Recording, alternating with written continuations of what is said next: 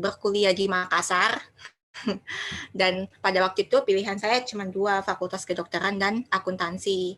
Nah, tapi berhubung saya nggak suka kedokteran, ya udah saya milih aja akuntansi. Padahal saya itu sebenarnya dari jurusan IPA dan saya nggak ada kebayang sama sekali mengenai akuntansi. Nah, akhirnya waktu masuk di Unhas, jujur saya bisa dibilang saya nggak saya nggak gitu serak sama jurusan yang saya tempuh. Dan pada waktu itu saya ya udah saya cuman belajar hanya untuk sekedar dapat nilai doang, dan saya nggak ada niatan untuk lebih dari itu. Nah, mungkin sekitar di semester 3 atau 4 itu pun saya masih kurang ada niatan. Cuman pada waktu itu saya dapat satu dosen yang bisa dibilang agak killer, dan jujur saya takut kalau saya nggak lulus di mata kuliah itu. Nah, sejak saat itu saya baru mulai serius untuk belajar. Nah, terus pada waktu itu ketika saya mulai serius untuk belajar, saya baru mulai merasa kalau kayak, oh sebenarnya ini akuntansi menyenangkan, cuman sayanya yang selama ini nggak hanya sekedar belajar untuk dapat nilai dan nggak mau tahu apa esensinya dari setiap materi yang ada. Nah, ya udah mulai semester 4 itu mulai menekuni akuntansi, dan pada waktu semester 5 saya ada di mata kuliah auditing. Nah, pada waktu itu juga waktu auditing dosen saya cukup bisa dibilang agak strict mengenai nilainya. Nah, karena itu saya jadi terpacu untuk belajar. Maksudnya saya jujur takut dapat C karena saya nggak mau dapat C. Ya udah, akhirnya saya belajar, dan sejak saat itu saya mulai merasa kalau sebenarnya saya itu passionnya di auditing dibandingkan peminatan-peminatan yang lain seperti akuntansi keuangan, akuntansi manajemen, dan lainnya. Nah, terus waktu di sekitar semester 6, semester 7, saya tuh sebenarnya agak minder, soalnya saya lihat teman-teman saya tuh udah mulai magang di kiri kanan, sementara saya tuh nggak pernah magang di mana-mana. Nah, tapi ya udah gitu. Nah, kemudian sekitar semester 8, waktu saya menyusun skripsi, belum menyusun skripsi sih, menyusun proposal. Nah, saya dapat tawaran dari salah satu dosen saya untuk magang di bidang pajak dan audit. Nah, sejak saat itu saya baru mulai terbuka lebar kayak, oh ternyata dunia kerja seperti ini, dan saya tuh memutuskan, oh ketika saya lulus saya emang mau kerjanya itu di bidang audit dan di KAP, tapi pada waktu itu yang menjadi target saya itu hanya kerja di Big Ten. Saya nggak pernah berpikir untuk kerja di Big Four. Kemudian pada waktu saya itu kan saya selesai magangnya itu sekitar bulan April 2019. Nah, waktu itu setelah saya selesai magang, saya mulai fokus lagi untuk menyelesaikan skripsi saya dan persiapan kompre. Nah, kemudian pada waktu itu saya ujian skripsinya itu sekitar bulan Mei 2019. Habis itu saya sebenarnya bisa ikut wisuda di bulan Juni 2019.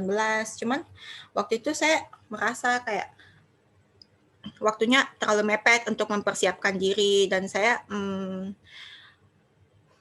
merasa kayak masih mau di kampus, jujur.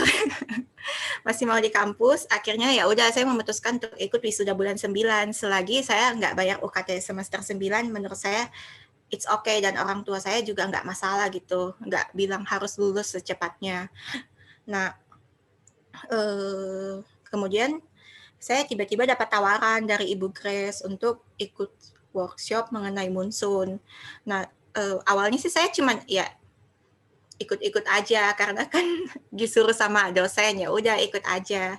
Nah, kemudian tiba-tiba saya dapat tawaran lagi kalau ada lomba monsoon tingkat waktu itu kan masih tingkat nasional. Terus Bu Grace bilang, Marina kamu coba bentuk tim 5 orang untuk ikut lomba. Jujur saya nggak ada ekspektasi sama sekali sih di situ, karena saya merasa benar-benar baru belajar mengenai Munsun dan nggak ada maksudnya ilmu saya tuh belum dalam di Munsun itu, dan menurut saya ya udah kalau ikut lomba cuman sebagai partisipan doang, nggak mungkin menang. Tapi ya kita tetap berlatih dengan teman-teman tim, kita tetap berlatih. Dan pada waktu di tingkat nasional itu jujur kami tuh waktu di awal-awal permainan itu kami masih benar-benar kalah telak dari musuh-musuh yang lain, dari universitas lain. Soalnya kita itu selama latihan itu kita nggak pernah melawan orang luar gitu, kita hanya melawan sesama diri kita sendiri. Jadi kayak kita benar-benar baru tahu, oh sebenarnya ini game yang sesungguhnya tuh kayak gini.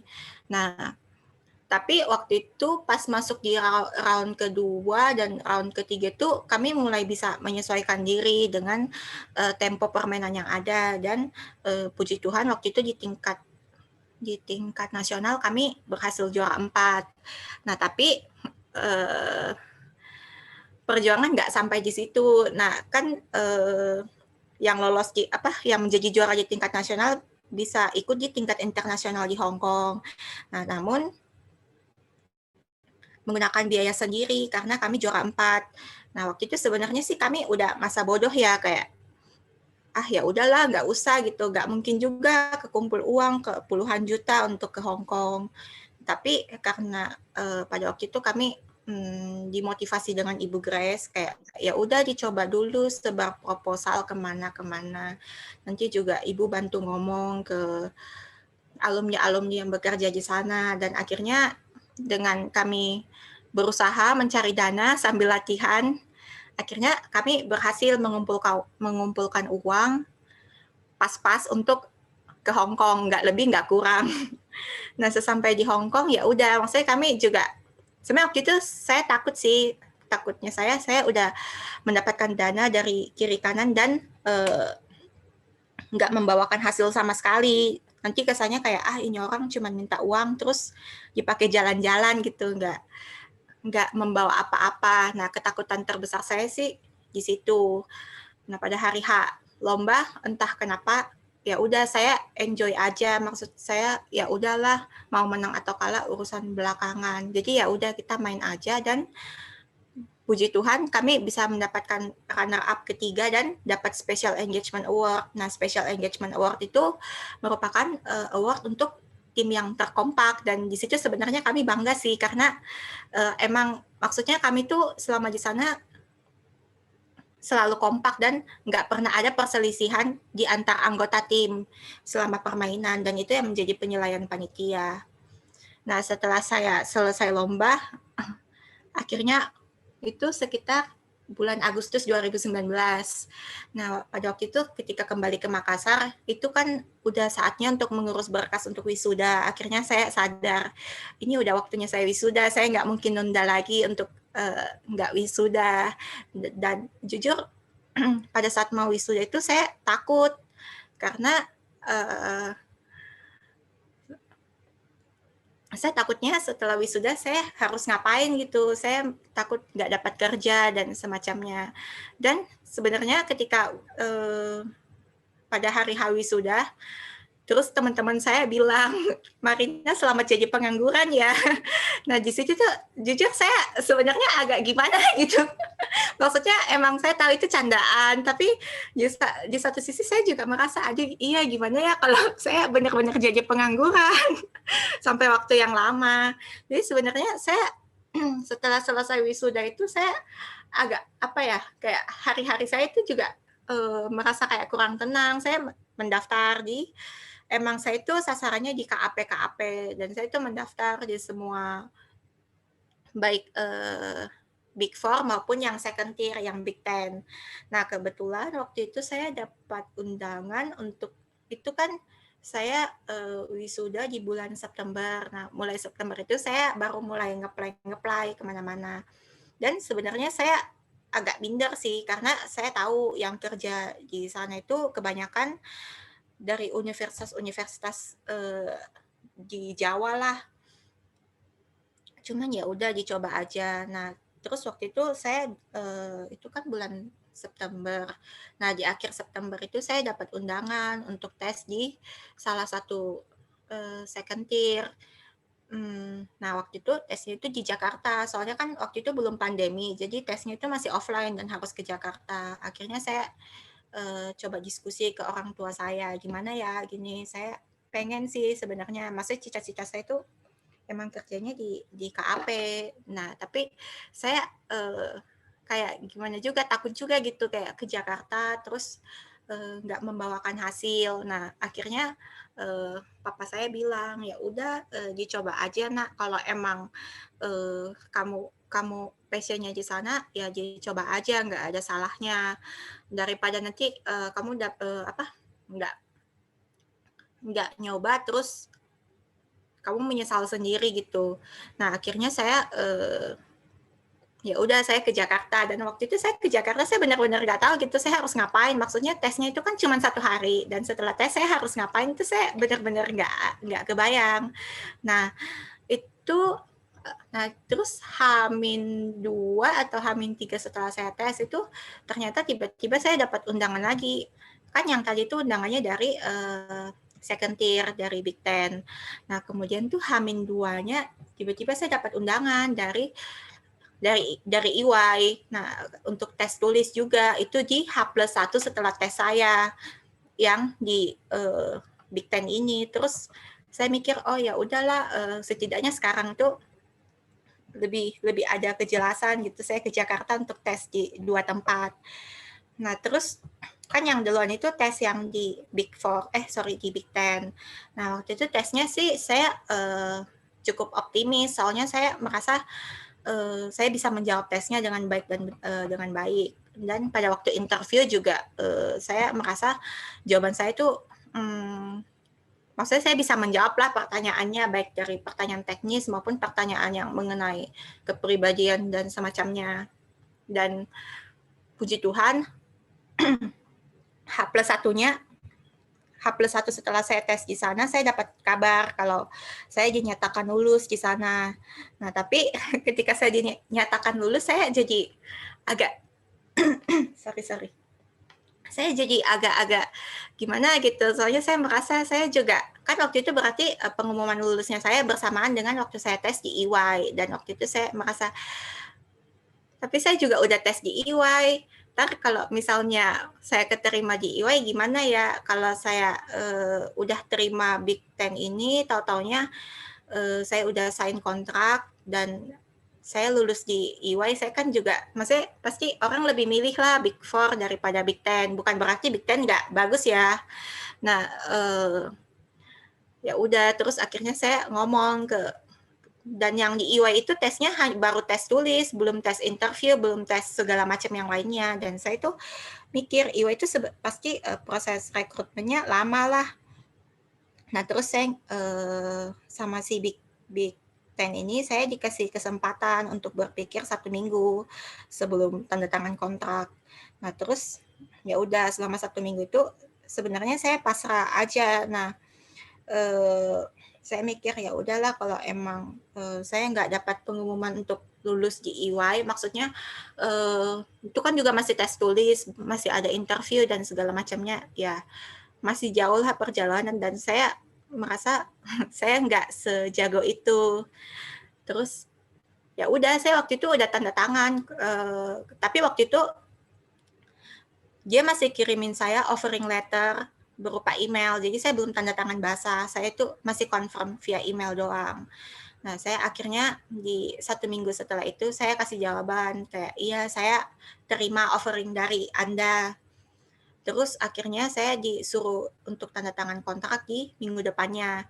Nah, waktu itu ketika saya menjawab email itu, dan kan ketika saya jawab email itu saya diundang untuk tanda tangan kontrak di minggu depannya. Nah, tapi saya itu tiba-tiba ketika saya jawab email itu sorenya saya dapat undangan lagi dari EY kalau Anda dinyatakan lulus tes tulis dan diundang untuk interview tes di di minggu depannya bersamaan dengan tanggal sign kontrak di KAP yang Big Ten itu, dan saya akhirnya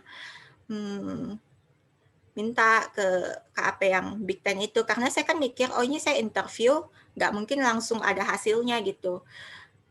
Jadi saya minta ke yang Big Ten itu, Bu, maaf Bu, boleh nggak kalau sign kontrak saya diundur lagi seminggu setelah tanggal yang ditentukan, karena saya lagi berhalangan nggak bisa ke sana.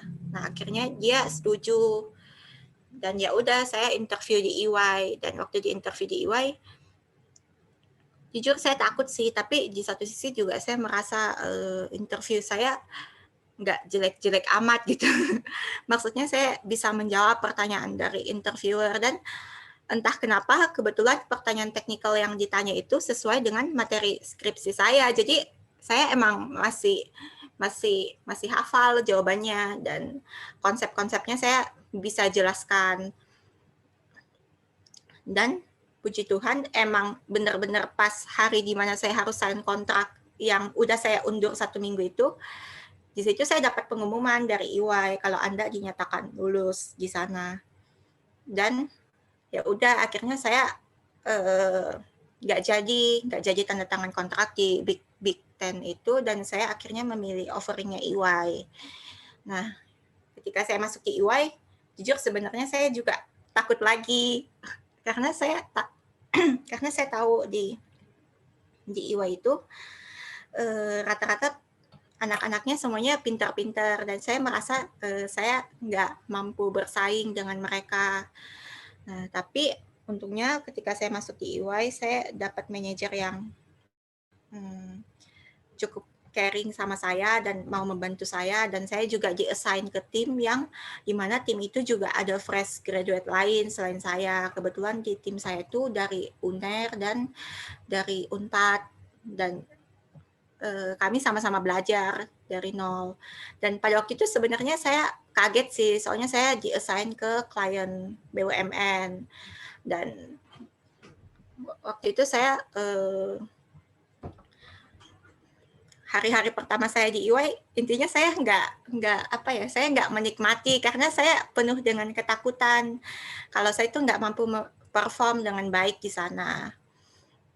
Kemudian selama saya di klien juga awal-awalnya itu saya benar-benar saya merasa apa yang saya pelajari selama kuliah itu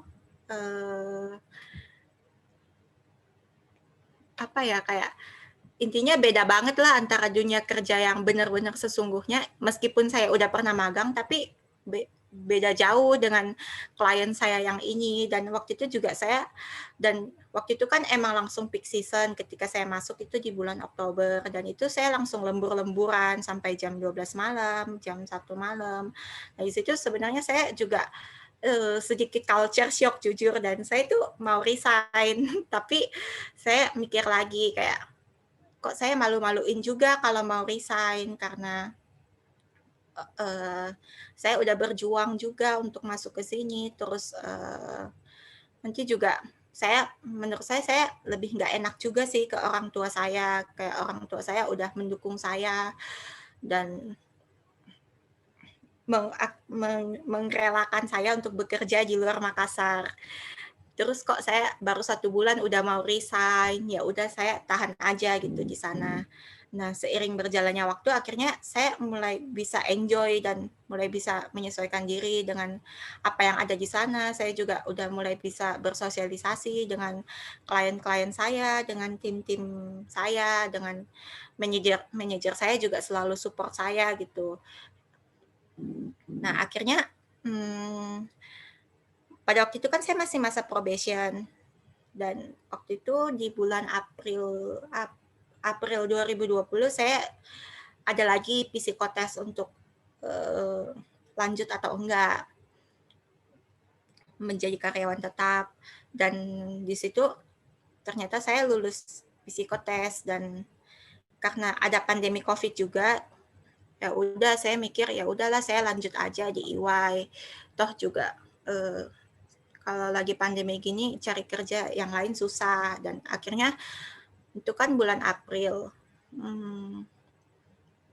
Nah, dari bulan April sampai bulan Oktober itu juga udah low season gitu. Jadi saya mikir, oh saya bisa belajar lagi hal-hal yang lain. Dan selama low season itu saya emang belajar. Soalnya saya kan klien saya udah rilis. Akhirnya ya saya belajar lebih banyak lagi lah mengenai dunia auditing. Dan saya akhirnya memutuskan juga untuk ikut ujian ACPA. Nah, ujian ACPA ini kan terbagi menjadi 5 mata ujian.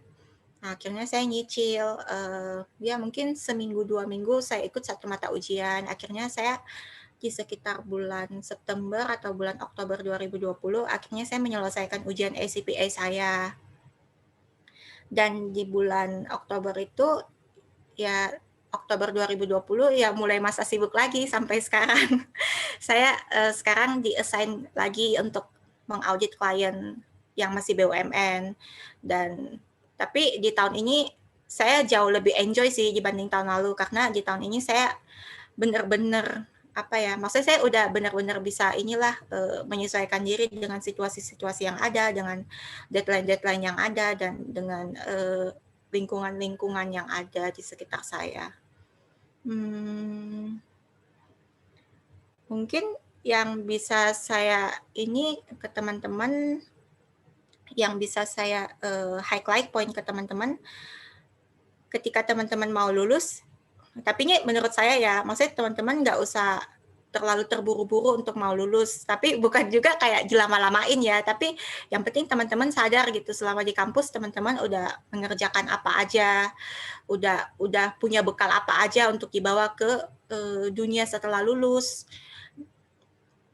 Dan ketika teman-teman masuk ke dunia kerja, menurut saya teman-teman itu nggak boleh langsung menyerah, karena pasti awal-awal bekerja itu teman-teman itu akan banyak menemukan hambatan-hambatan. Namun kalau misalnya teman-teman bertahan dan emang mau fighting, mau belajar dan menyesuaikan diri, teman-teman itu pasti lama-kelamaan akan enjoy. Dan kalau misalnya teman-teman masih nggak enjoy dengan pekerjaan teman-teman di awal-awal kerja, bukan berarti teman-teman itu harus lari dari tanggung jawab. Saya itu waktu awal-awal nggak enjoy dengan pekerjaan saya itu tetap menyelesaikan sesuai dengan deadline yang ada, dengan apa-apa deliverables yang harus saya berikan, itu saya tetap jalani. Walaupun saya waktu awal-awal mengerjakannya itu nggak enjoy, tapi saya tetap merasa ini tanggung jawab saya gitu. Saya nggak boleh lari dari tanggung jawab saya, dan hal itu yang membuat lama-lama saya menjadi enjoy. Dan kalau saya lihat ke belakang, saya merasa oh saya emang udah bekerja dengan apa yang seharusnya saya berikan gitu. Dengan posisi saya saat ini, saya harus memberikan deliverables apa ke klien saya, bukan berarti saya lari dari tanggung jawab ketika saya stres. Mungkin itu aja sih yang bisa saya sharing ke teman-teman mengenai pengalaman pekerjaan pertama saya. Atau mungkin ada tanggapan atau ada pertanyaan dari teman-teman yang lain? Oke, thank you Kak Marina. Itu dia tadi teman-teman pemaparan materi dari Kakak Marina Lauren. Ini ada beberapa yang aku highlight. Jadi meskipun dulu dari jurusan IPA, tapi tetap berjuang juga waktu masuk ke jurusan akuntansi. Meskipun pernah takut, tapi mulai berjalan lagi. Terus seiring berjalannya waktu, akhirnya juga tertarik sama akuntansi audit, terus sempat cerita juga perjuangannya waktu berkompetisi Munsun di Hong Kong, semangatnya sama teman-teman tim yang lain untuk jangan pikir menangnya dulu, menang kalah itu urusan belakangan, yang penting bisa berkompetisi dulu. Terus juga pesan orang tuanya untuk selalu mencoba dulu peluang yang ada daripada nanti menyesal. Dan kalau sudah bekerja nantinya harus bisa fighting dan juga responsible sama pekerjaan yang dijalani. Thank you banget Kak Marina, materinya sangat insightful dan pasti sangat membantu teman-teman yang nanti akan juga segera lulus. Nah, jadi jika teman-teman yang lain masih penasaran dengan beberapa penjelasan dari Kak Marina, boleh memberikan pertanyaan di kolom chat Zoom dengan format nama, underscore asal jurusan dan universitas, underscore pertanyaan untuk Kak Marina. Once again, thank you so much Kak Marina. Iya, sama-sama. Makasih juga atas undangannya. Baik, oke guys, teman-teman. Selanjutnya kita beralih ke pemateri selanjutnya. Dari tadi kita sudah punya alumni dari yang bekerja sebagai accountant, sekarang kita punya yang berprofesi sebagai banker. Jadi pemateri kita yang kedua ini juga sangat inspiratif, yaitu Kakak Aumi Anggreni, alumni dari jurusan Hubungan Internasional, Fakultas Ilmu Sosial dan Ilmu Politik, Universitas Hasanuddin angkatan 2011 yang saat ini bekerja sebagai analis junior di Bank Indonesia Kantor Perwakilan Sulawesi Selatan. Nah, selama menjadi mahasiswa, Kak Aumi ini juga mahasiswa yang banyak mengikuti kompetisi, banyak mengikuti program volunteer, juga berorganisasi seperti di UKMDB Unhas, MUN Community, Indonesian Future Leaders, dan NGO Makassar. Kak Aumi juga sosok perempuan yang berprestasi sebagai notable speaker di beberapa turnamen debat bahasa Inggris. Sebelumnya kita sapa dulu Kak Aumi is in the room. Halo Kak Aumi. Halo, apakah suaranya terdengar jelas? Kedengaran Kak, kedengaran. How's your day Kak? Selamat siang. Siang, aduh panas banget di sini sekarang, saya lagi ada di working. Tapi demi teman-teman, semangat lah. Ya, terima kasih Kak Aumi. Mungkin untuk mempersingkat waktu, kita bisa persilahkan Kak Aumi untuk materinya. Silahkan Kak Aumi, time is yours. Makasih Amel. Sebelumnya saya share screen. Saya belum. Bisakah saya share screen untuk adminnya?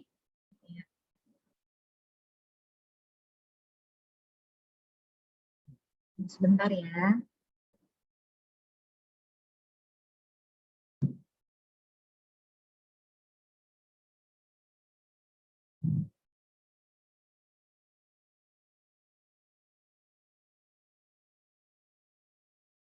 Sudah terlihatkah teman-teman?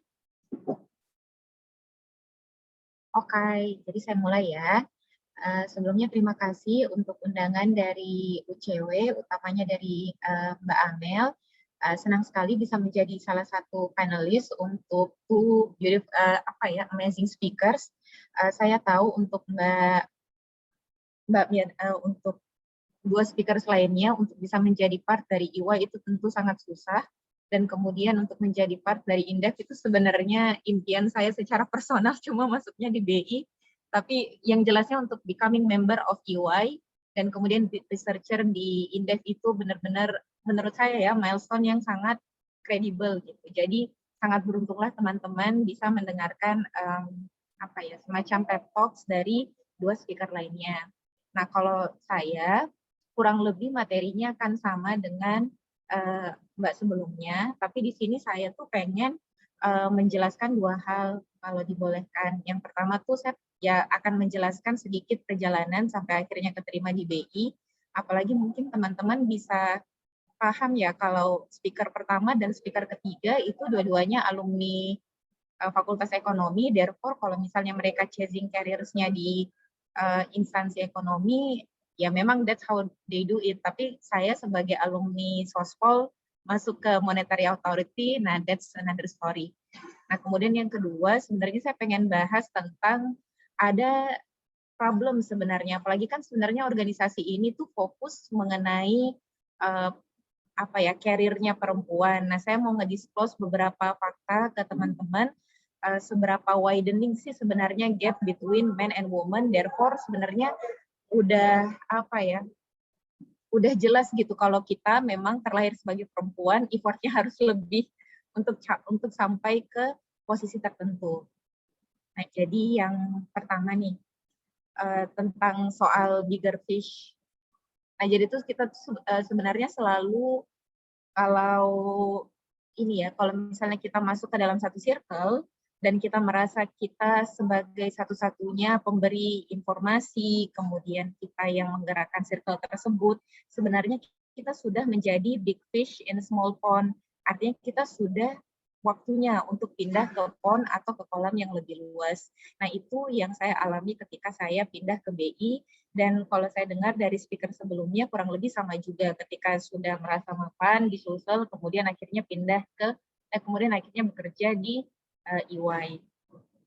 Nah, jadi apa nih cerita saya kalau dari tentang Bank Indonesianya. Jadi mungkin bagi teman-teman yang non-ekonomi, BI itu kan bank sentral. Dia fungsinya itu mengeluarkan kebijakan ekonomi moneter.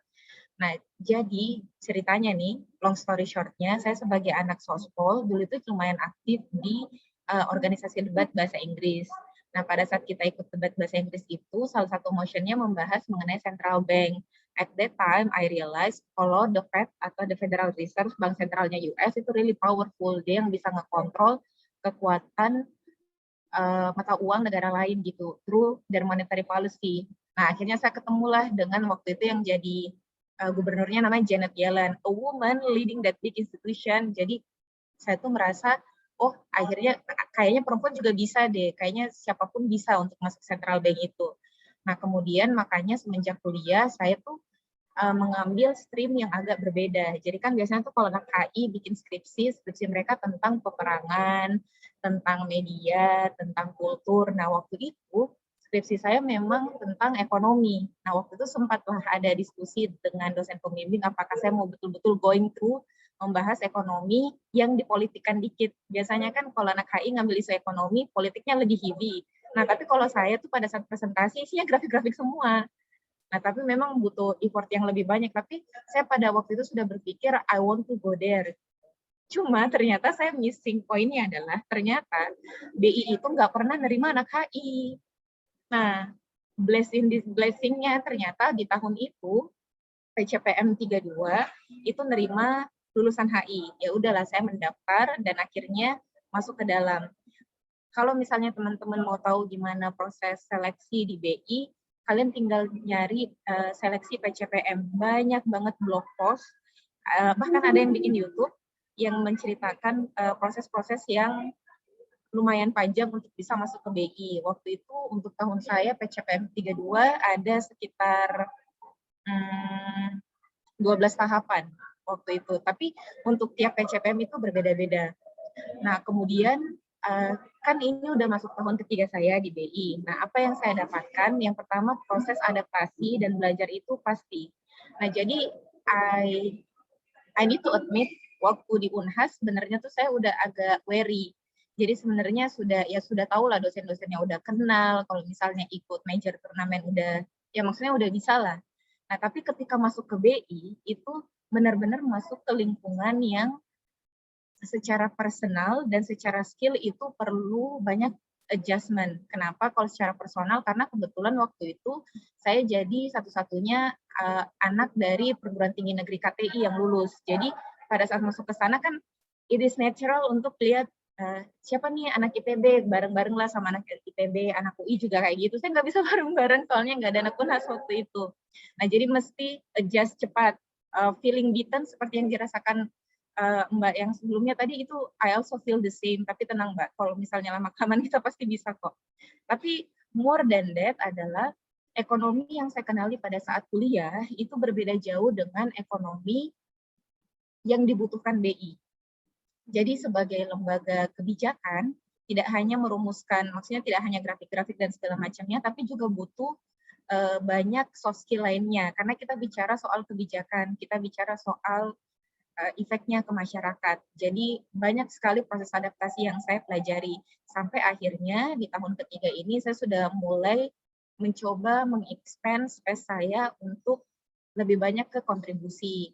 Nah, kalau mungkin Mbaknya tahu, bisa cari tahu apa itu TPED dan RIRU. Jadi saya di BI Sulsel ini ngurusin dua hal itu. Kalau TPED itu tim pengendalian inflasi daerah, sangat-sangat berbeda dengan jurusan yang saya pelajari waktu itu, jurusan yang saya ambil di Unhas HI, karena inflasi kan ya, dan masalahnya domestik, tapi communication skill, critical thinking yang saya dapatkan selama kuliah itu benar-benar teraplikasikan untuk melaksanakan pekerjaan ini. Sedangkan kalau untuk Riru, nah itu ada relatednya dengan HI karena bicara soal investor relations-nya yang foreign investor. Jadi kurang lebihnya ini perjalanan saya sampai akhirnya bertahan 3 tahun di BI. Jadi mulai dari kuliahnya memang punya ketertarikan. Pada saat pendaftaran, alhamdulillah dibuka untuk HI, dan oh ya tadi saya lupa menyebutkan, memang proses untuk belajarnya sampai akhirnya bisa keterima lolos menjadi PCPM, itu memang unit extra big effort, karena sebagai orang bukan anak ekonomi, saya tuh ingat banget sebelum akhirnya wawancara di tahap akhir, di tahap ke-12 itu, semua informasi yang ada di websitenya BI itu udah habis saya rangkum. Jadi teman-teman saya waktu itu juga udah capek ngeliat saya ngebuka websitenya BI terus belajar gitu. Karena I need to know, karena saya mesti sadar diri kalau saya itu masuk ke benar-benar ke kolom yang lebih besar. Bukan hanya kalau di BI kan udah pasti lebih banyak orang Jawa, udah pasti lebih banyak orang ekon. Jadi benar-benar at every aspect I am the minority. Therefore, if I want to get accepted, I need to have extra effort gitu. Sampai akhirnya keterima masuk pun ternyata tetap harus belajar sampai akhirnya bisa contribute. Nah, yang mau saya share ke depan selanjutnya ke teman-teman selain dari pengalaman saya di BI itu soal esensi dari UCY ini, Unhas Career Woman. Saya tuh senang banget dengan organisasi ini karena ada inisiatif dari teman-teman yang menyadari bahwa ada yang salah gitu dengan tatanan sosial kita on how they treat women in occupations, in career, and it's real. Masalahnya itu bukan cuma kalau kalian baca di kalau kalian nonton TV atau baca berita, but it's really happening. Nah, kalau mau dibawa ke konteksnya, mohon maaf ya saya bawa grafik dikit. Nah, jadi di grafik ini kalian bisa ngelihat bahwa kan sekarang tren perekonomian dunia itu menurun. Tapi di tahun 2021 dan kemudian tahun 2022 itu perekonomian akan tumbuh dengan sangat spesifik. Bayangin kayak misalnya USA ya, yang tahun 2019 itu cuma tumbuh 2,2, nanti 2021 bakalan tumbuh 6,4. Sangat spesifik, sangat kalau teman-teman anak ekonomi pasti tahu itu sangat besar. Kenapa bisa sangat besar? Karena memang untuk membantu perekonomian, government itu inject money, dia menyuntikkan dana lewat bank sentralnya. Nah, makanya kemudian daya beli kita menguat lah. Nah, tapi meskipun pertumbuhan ekonomi, apakah karena pertumbuhan ekonomi kita baik, terus itu akan memberikan kita dampak positif? Apalagi kan saya assume-nya teman-teman yang ikut di sini kan mungkin udah hampir lulus. Tidak juga, karena ternyata what is happening adalah ada growing inequalities. Jadi jangan, kalau misalnya teman-teman ngelihat berita, terus ada berita-berita positif yang menyatakan, oh tahun ini ekonomi kita akan tumbuh. Tapi teman-teman perlu tahu, tidak semua negara mengalami pertumbuhan yang sama. Kalau di grafik yang ada gambar orang ini, saya ambil dari World Bank. Nah, jadi ternyata tuh antara negara berkembang dan negara maju, yang merasakan pertumbuhan itu sebenarnya cuma negara maju. Kenapa? Karena penyebaran vaksin itu lebih efektif, lebih masif, lebih inklusif di negara maju. Jadi karena negara majunya sudah ada vaksin, otomatis kan mobility-nya udah makin bagus, mereka sudah bisa beraktivitas. Sedangkan untuk negara miskin, di mana vaksinnya itu masih kurang, otomatis mereka akan menghadapi tantangan. Nah, pada saat mereka menghadapi tantangan itu, mereka tidak bisa beraktivitas. Nah, kemudian kalaupun mereka maksain beraktivitas, mereka bisa aja kena COVID dan kemudian jatuh sakit gitu, amit-amitnya meninggal. Nah, at that point, sebenarnya pertumbuhan ekonomi itu, jadi yang bisa disimpulkan adalah pertumbuhan ekonomi itu tidak berarti pertumbuhannya terjadi secara merata. Itu poin pertamanya. Yang kedua, yang perlu teman-teman hadapi, selain inequality, ada juga wider gaps. Jadi figur yang sebelah kanan ini memperlihatkan perbedaan earning antara white woman, black woman, Hispanic, dan Asian woman, dan American Indian. Kalau teman-teman lihat, ini kan di tahun 2018 sebelum kita kena pandemi. Jadi ada gap yang sangat spesifik gitu antara white woman dibandingkan dengan black woman, dibandingkan dengan Hispanic woman.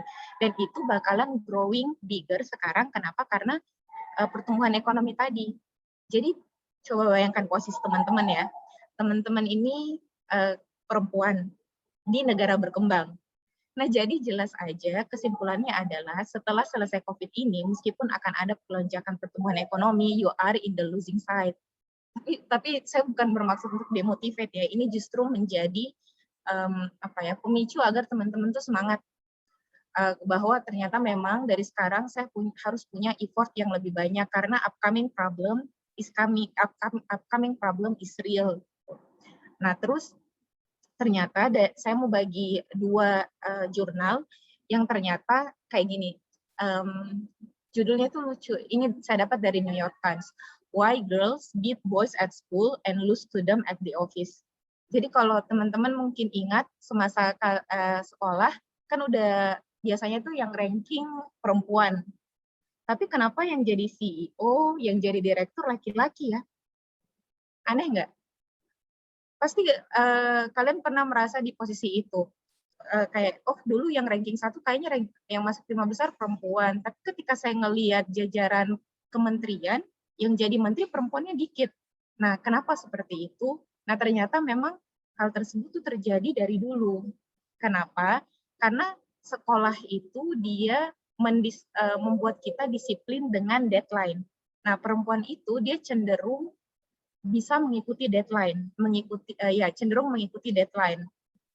Nah, sedangkan pada saat kita di dunia pekerjaan, kerja itu tidak sebatas memenuhi deadline saja, tapi harus berpikir visioner, harus berani mengambil resiko. Nah, biasanya karena udah terbiasa di sekolah dianggap bagus, kalau misalnya kita tidak mengambil resiko, kalau misalnya kita tidak macam-macam, makanya pada saat kerja pun kita seperti itu. Nah, kemudian apa yang bisa teman-teman lakukan? Ya, jangan cuma kuliah, harus bisa expand horizon dari experience kalian. Bisa organisasi, bisa ikut lomba, bisa ikut klub, apapun itu, as long as di circle yang baru itu, teman-teman bisa mengaplikasikan semua yang tidak diajarkan pada saat kalian sekolah. Kalau di sekolah kan kita harus hidup teratur. Kalau pada saat proses belajar mengajar kan harus hidup teratur, kemudian ngerjain PR, mengikuti perintah. Nah, mungkin kalau di organisasi kan, kalau di belajar mengajar kan komunikasi terkesan searah. Nah, kalau di organisasi lebih kedua arah. Nah, jadi harus seperti itu, supaya kalian nggak ada di losing side. Apalagi untuk status quo ke depannya, you are indeed already in the losing side. Terus yang kedua, dalam hal ekonomi pun, ternyata partisipasi perempuan itu memang dikit.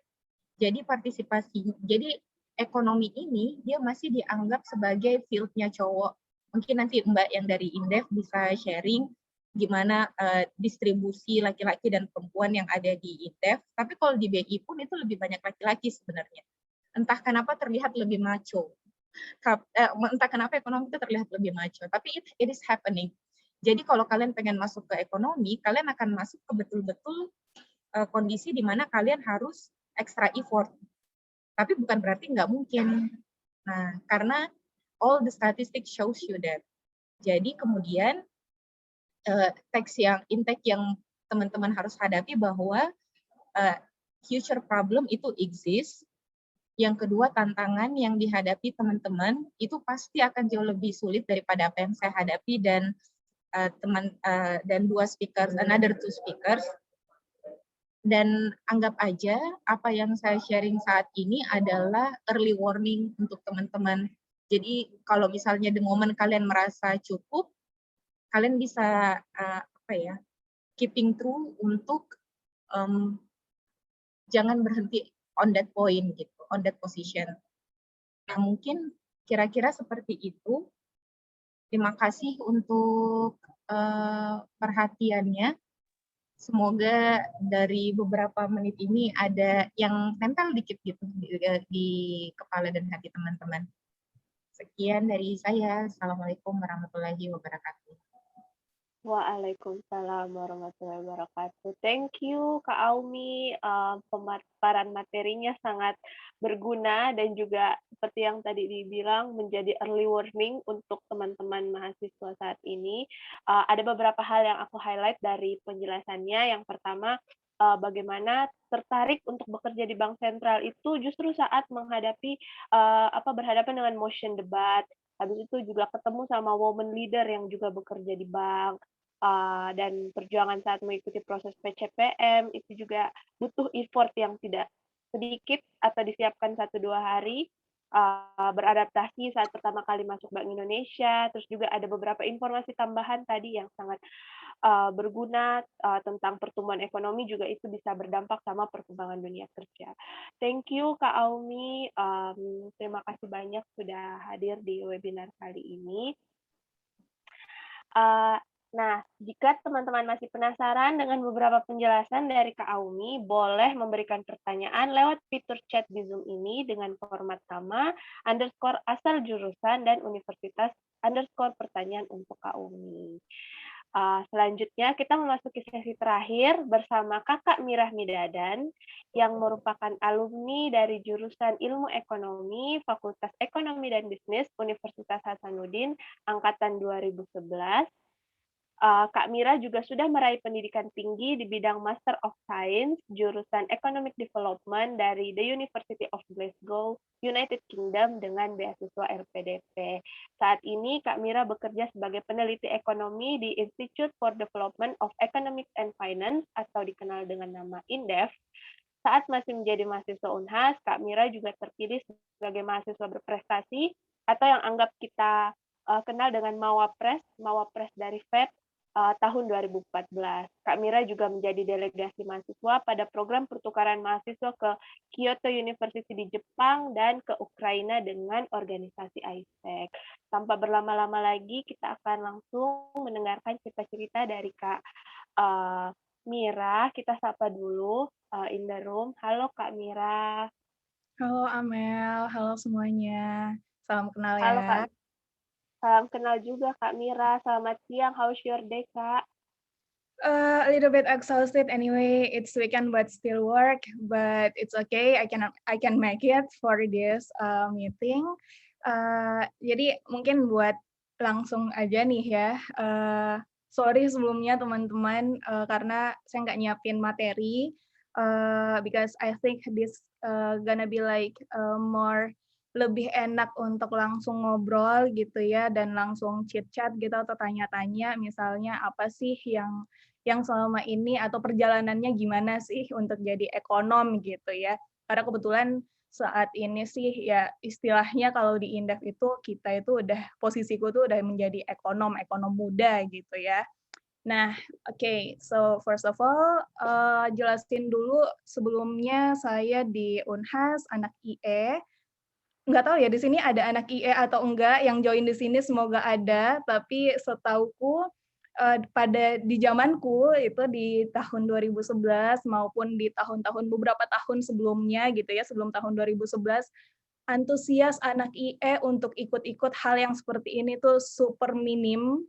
So I can bet mungkin tadi Mbak siapa tadi yang di EY, mungkin kita bisa tahu ya ada berapa sih alumni Unhas yang kerja atau yang berhasil masuk di EY.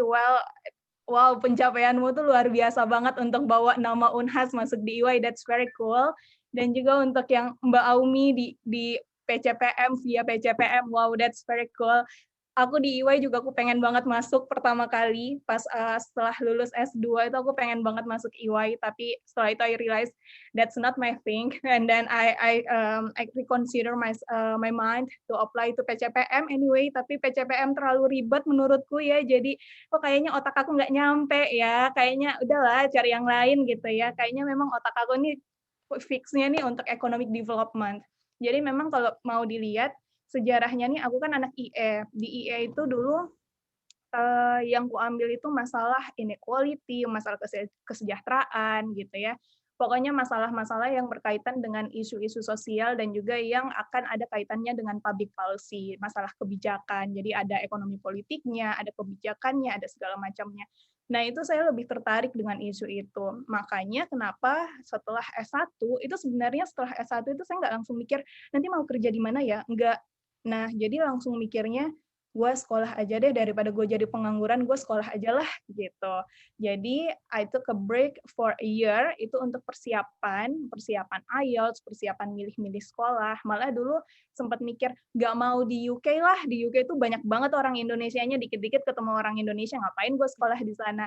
But I end up, gue diterima lebih banyak di UK daripada di countries lainnya yang ada di Eropa. Jadi, well, ya udahlah ya, mau gimana lagi. Tapi untungnya waktu itu ngambilnya yang di Scotland. Nah, kalau Scotland itu dikit banget orang Indonesianya, kecuali pada tahunku, entah kenapa agak-agak sial, jadi di Glasgow itu sebelum-sebelumnya dan sampai sekarang paling banyak 20-30 orang anak Indonesia dari S1 sampai S3 plus anak dan atau suami istrinya itu yang ada di Scotland, di Glasgow. Tapi pas tahun aku itu hampir 100 orang. Shit, waktu itu aku langsung merasa what happened? Tapi ya udah, nggak apa-apa lagi gitu. Yang penting economic development. I got the economic development pada zaman itu. Backstory tuh ketika aku masih S1 gitu ya. Tadi aku dibacain CV-ku tuh aku ngerasa amazed sendiri dengan diriku sendiri. Anyway, thank you Amel karena kalau ngelihat anak IE itu di zaman itu nggak ada antusias sama sekali untuk melakukan itu. Jadi memang kenapa dulu bisa jadi mawapres gitu ya, karena ya saingannya kurang gitu. Nah, ini dengan adanya kalian, ini juga aku sangat mengapresiasi kalian, tim UCW ini keren banget kalian bisa bikin movement seperti ini. Kalau aku sih nggak ngelihat ini sebagai gebrakan tatanan sosial gitu, aku nggak ngelihat seperti itu. Tapi comparing to my year, itu di saat angkatanku itu jarang banget ada orang yang mau ngikutin hal-hal yang seperti ini, apalagi ngebuat organisasi atau kelompok-kelompok seperti ini, which is very very good, and I really appreciate siapapun yang menginisiasi ini, kalian keren banget, atau tim yang running ini pertama kali, kalian keren banget. Dan setelah itu di zaman-zaman S1 standar sih ya, aku masih ngikutin vibes anak-anak IE Unhas pada umumnya yang kalau ngerjain tugas ya udah deadlineer, hamin sekian jam sebelum dikumpul, and we still got A. I don't really happy for that because that's not good anyway. Dan ketika S2 baru deh tuh di situ aku ngerasa oh ini yang namanya belajar. Di zaman S1 itu nggak ada dosen aku yang minta aku untuk nge-review jurnal atau nge-citasi jurnal, except for my skripsi doang. Ketika skripsi boleh, memang harus diwajibkan. Tapi selama ngerjain tugas selama 3,5 tahun kuliah, nope, kayak nggak ada yang kayak gitu. Tapi semoga sekarang lebih baik ya. Kalau ngelihat perkembangan sekarang sih harusnya lebih oke. Tapi semoga untuk especially for my major ya, untuk anak IE, wah gila kalian tuh harus belajar yang baik karena kalau enggak kalian nggak tahu kalian akan kerja di mana karena ini IE ini agak-agak tricky. Berbeda dengan anak akuntansi dan anak manajemen itu kan udah spesifik gitu ya.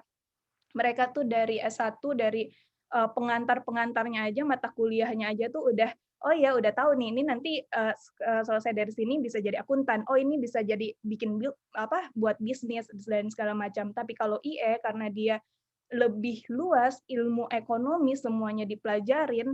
Jadi kalau nggak punya spesifik in your mind, you don't know where to go, itu kalian nggak bakal jadi apa-apa dan kalian akan lebih sulit aja gitu. Masa-masa pencariannya tuh akan lebih lama setelah kalian S1 gitu. Jadi so use your time wisely right now to think where you wanna go after this gitu.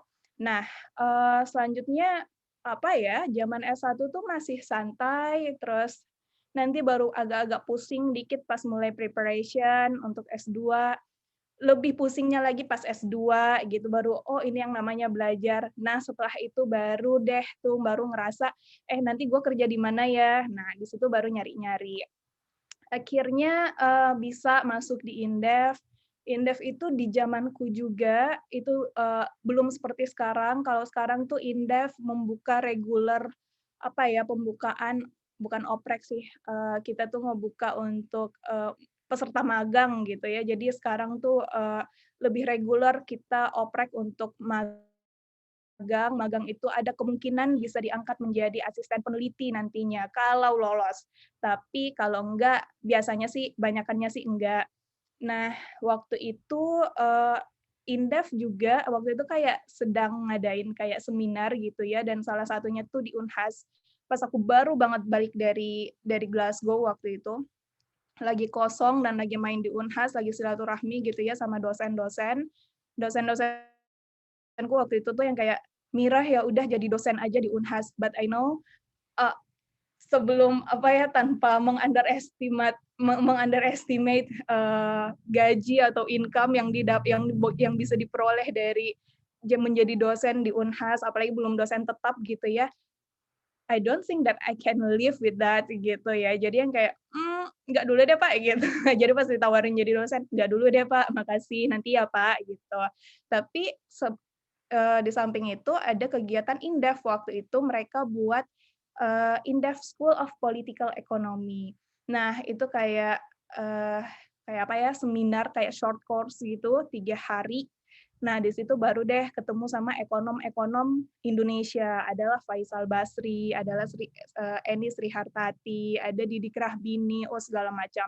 Itu banyak ekonom-ekonom hebat, di situ baru, "Oh, kayaknya gue mau masuk di sini nih, gimana ya cara masuknya?" Akhirnya apply-nya setelah mengikuti, short course itu dari Indef itu. Dan karena menjadi, salah satu alumni, ceritanya alumni dari, short course itu, jadi kayak ada sedikit dibukain jalan lah, ada, "Oh, ya udah deh, kita belum pembukaan sih, tapi ya udahlah, lu bolehlah join sama kita, kalau cocok, ya oke kita terima."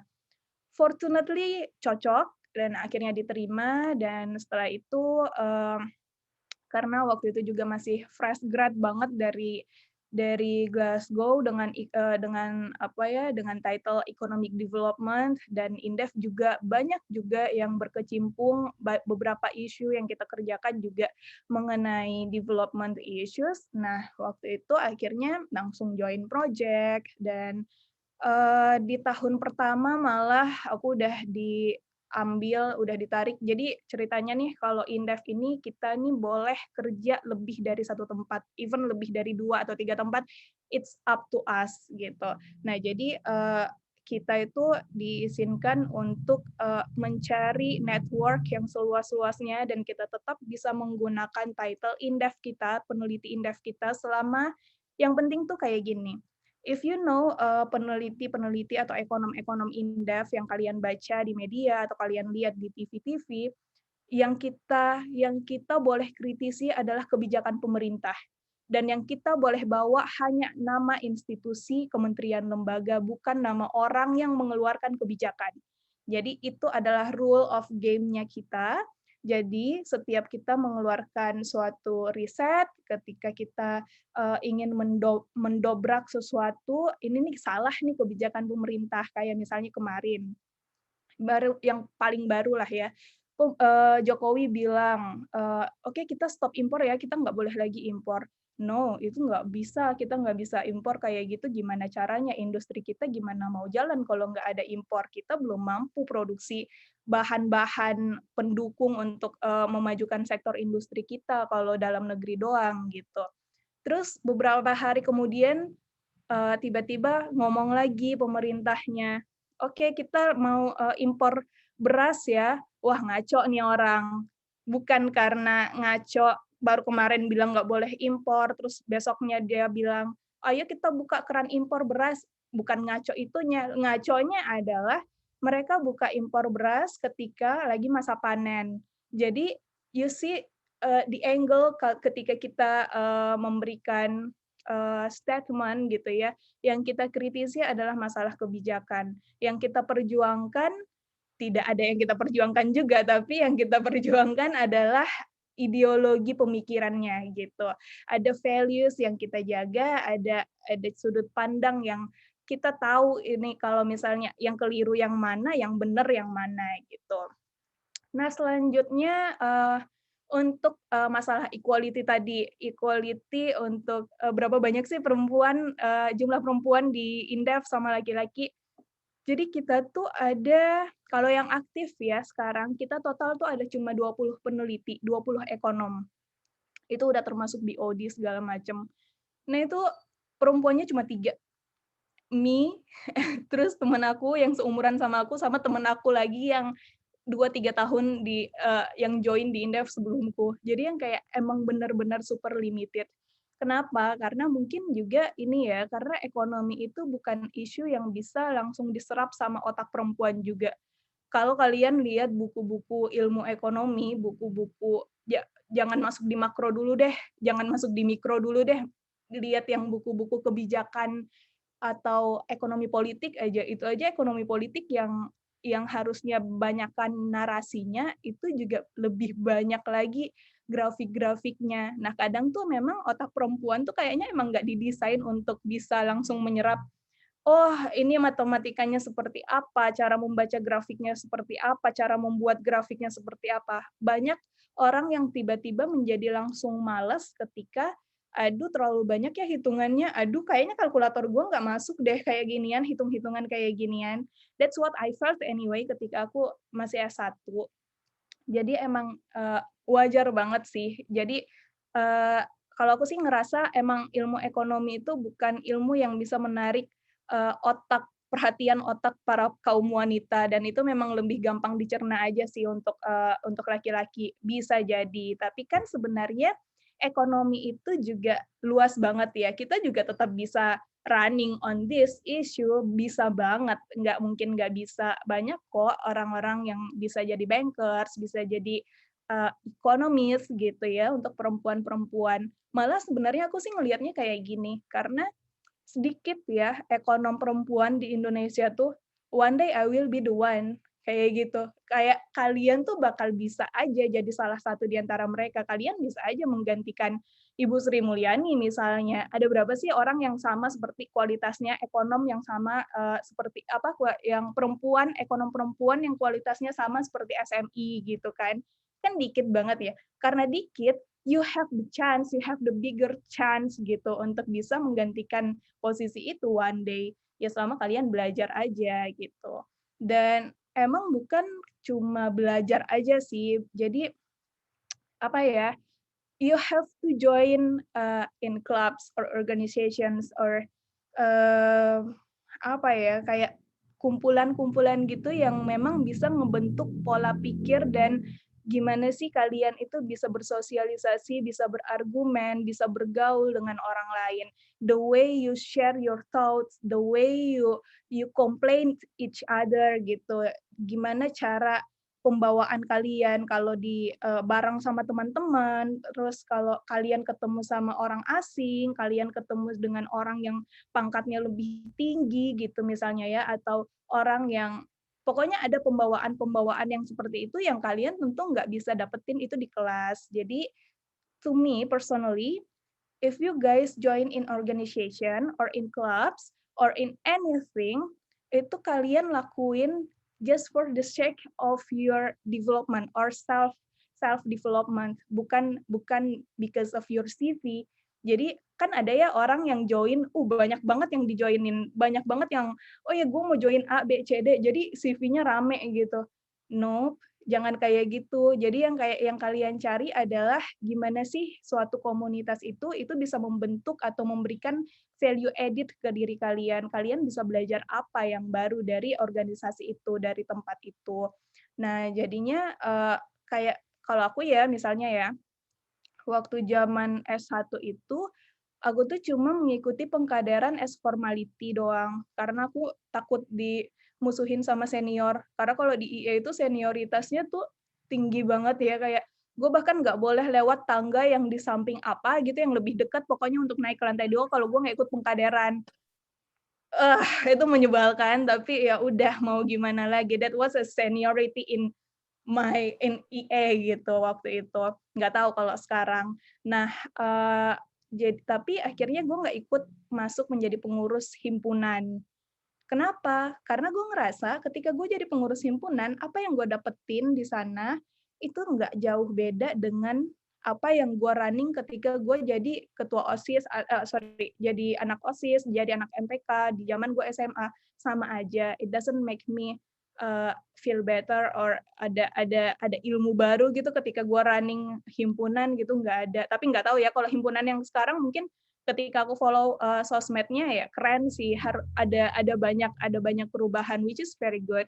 Tapi waktu itu aku lebih ngerasa gue cuma harus join ke suatu organisasi, gue cuma mau bergaul sama orang-orang yang memang bisa widening my knowledge, widening my perspektif.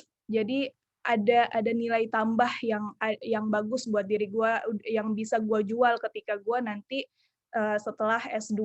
Karena di zaman S1 memang gue udah mikir gue nggak bakal bisa langsung kerja nih, gue belum semateng itu untuk bisa nyari kerjaan. So people who directly get their job after they graduated, wow, I really amazed with those people. Jadi kayak Mbak Marina, Mbak Aumi, I really amazed with you guys because you can do that because I cannot do that gitu. Kayak gue di waktu itu nggak pernah mikir langsung kerja. Kayak kalian keren banget, malah keren-keren lagi ya organisasinya, tempat kerjanya. Nah itu aja sih mungkin paling nanti aku nggak tahu ya Unhas tuh sekarang udah sekeren apa, udah semaju apa, karena Unhas kan juga kayak rankingnya udah naik jadi 10 besar, apa sih, jadi 10 terbaik gitu ya kampus di Indonesia, which is very very good. Aku juga udah lama banget nggak ke Unhas, udah nggak pernah pulang juga aku ke Unhas sejak udah jarang banget aku ke Makassar sejak aku ninggalin Makassar karena kayak experience yang diberikan ketika aku di Unhas itu nggak semenyenangkan itu. Kayak I don't think that I should come back there. Kayak gitu loh. Jadi yang kayak ya udahlah ngapain gue balik ke Unhas. Dulu juga gue pernah diundang sama anak himpunanku sendiri, but I rejected because I don't think that I could give something, karena waktu itu aku ngerasa kayaknya belum ada apa-apa deh di sana. But your movement guys, ini kalian keren, kalian kayak menyuarakan kayak woman empower woman or everything, but I really appreciate what you guys do right now in the weekend actually. So pesanku sih join organisasi sebanyak yang kalian harapkan bisa memberikan value added ke diri kalian, dan kalian dari sekarang udah nentuin mimpi kalian tuh kayak gimana, path kalian tuh ke depannya mau jadi seperti apa. Ya bisa aja kalian untuk jadi ekonom tuh nggak cuma menjadi economist like me, atau bankers like Mbak Aumi, atau accountant like Mbak Marina gitu. Masih banyak kok hal-hal lain yang bisa jadi supporting gitu loh di ekonomi. Kita juga butuh, misalnya kita tuh butuh PR juga sebenarnya. Kita tuh butuh kita tuh sebenarnya juga sebagai ekonom kita juga butuh skill design gitu misalnya, karena banyak informasi ekonomi yang ribet. Nah, itu kita mesti simplifikasi untuk keluarkan di publik. Jadi jangankan untuk ngomong di forum mahasiswa kayak gini, we have to simplify everything. Ketika kita diundang di berita aja, di acara program-program berita kayak gitu, we still have to simplify everything that we know. Karena ketika kita cuma bisa ngomongin economics, like the truly economics is only with economists, karena kita cuma bisa kayak kita tuh udah ngerti, tapi yang ngerti itu cuma yang tahu ilmunya aja gitu. Jadi ketika kita mau floor ke publik, kita mau bahkan ke policy maker, itu juga kita mesti menggunakan bahasa yang sebaik mungkin, sesingkat mungkin, seimpresif mungkin, tapi nggak ribet gitu.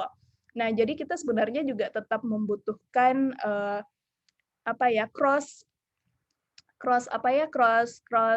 major gitu ya untuk supporting economics issues, tapi memang pasti 80-90% itu harus digawangi oleh anak-anak ilmu ekonomi. Kalau di tempatku, kenapa harus ilmu ekonomi? Ya karena kita bahkan untuk nyari metodologi penelitian aja nggak bisa kalau dari jurusan lain belum tentu ngerti gitu.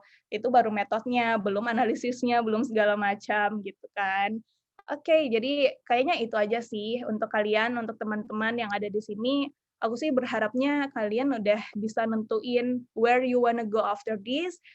mau kalian mau langsung lanjut sekolah boleh, mau kalian langsung kerja juga boleh, tapi kalian misalnya mau magang juga boleh banget karena akan beda banget environment ketika kalian magang dengan kalian kerja.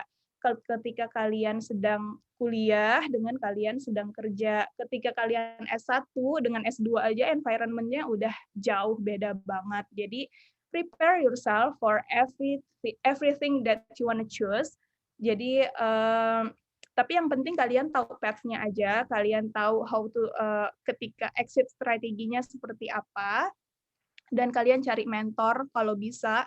Kalian bisa nemuin mentor atau orang yang bisa nge-guide kalian gitu ya ketika kalian stuck, aduh gue mesti apa, gue mesti gimana, itu I suggest you to find a good mentor for yourself kayak gitu.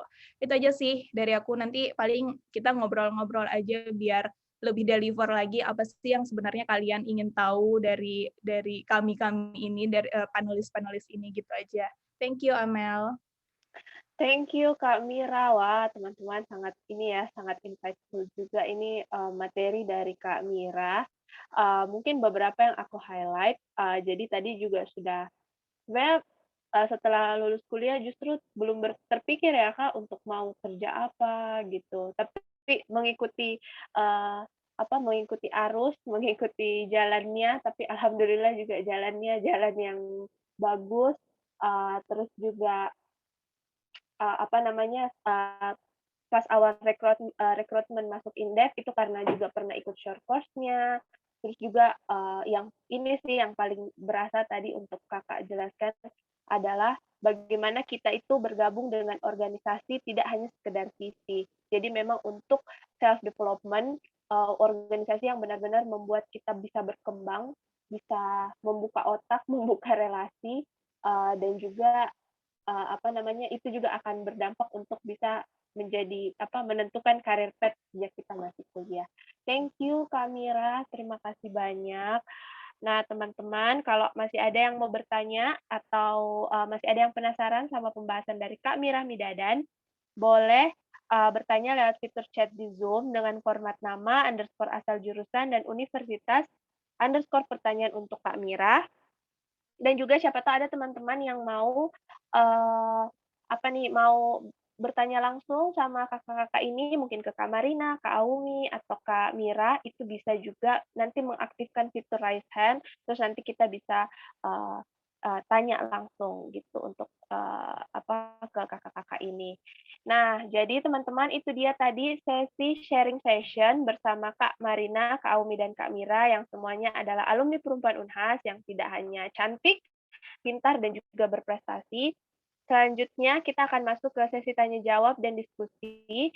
Nah, sebelumnya kami juga mau kasih tahu nih sama kakak-kakak bahwa saat registrasi peserta kemarin, teman-teman peserta itu sudah memberikan pertanyaan-pertanyaan yang bisa kakak jawab.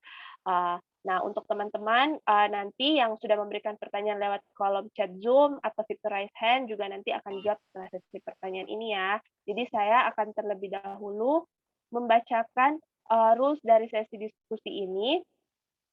Jadi yang pertama, ada 3 pertanyaan yang nanti akan diajukan untuk setiap pemateri dan akan berurutan terlebih dahulu dari Kak Marina, lalu Kak Aumi, dan juga dilanjutkan dengan Kak Mira. Kemudian yang host-nya mungkin bisa untuk menampilkan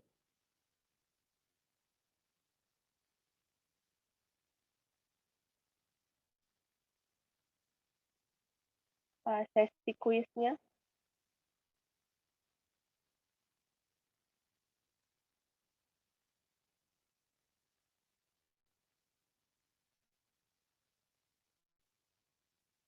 Oke. Nah, jadi ini sudah ada kotak-kotak pertanyaan.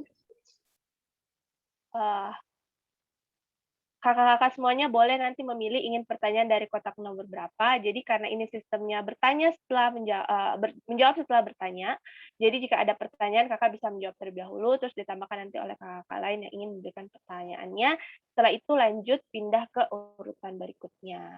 Jadi kami akan mengulangi hal ini hingga masing-masing pemateri menjawab 3 pertanyaan, lalu kembali pada diskusi di pertanyaan kolom chat Zoom atau yang sudah mengaktifkan fitur raise hand. Nah, jadi ini untuk yang pertama kita persilahkan dulu sama Kak Marina. Eh, Halo Ya, Kak Marina. Nah, di sini udah halo, ada yes. kotak-kotak Kak. Ya, silahkan dipilih mau Mm-mm. nomor berapa. Nomor 5 aja deh. Oke, nomor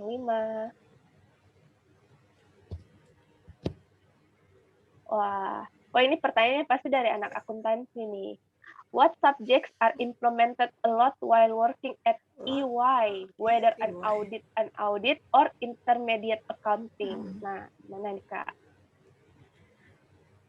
Kalau menurut saya sih lebih ke intermediate accounting sih, sama yang paling terasa sih skill Excel. Jujur, waktu saya pertama kali masuk di EY itu Excel saya bisa dibilang bego banget dibanding orang-orang lain. Saya maksudnya emang tahu kayak Ctrl C, Ctrl V atau paste spesial apa, tapi saya itu masih nggak tahu mengenai shortcut kayak gimana sih kalau mau langsung filter semua, mau blok semua. Soalnya nanti data yang diberikan klien tuh biasanya langsung apa ya, insights dia tuh berat banget dan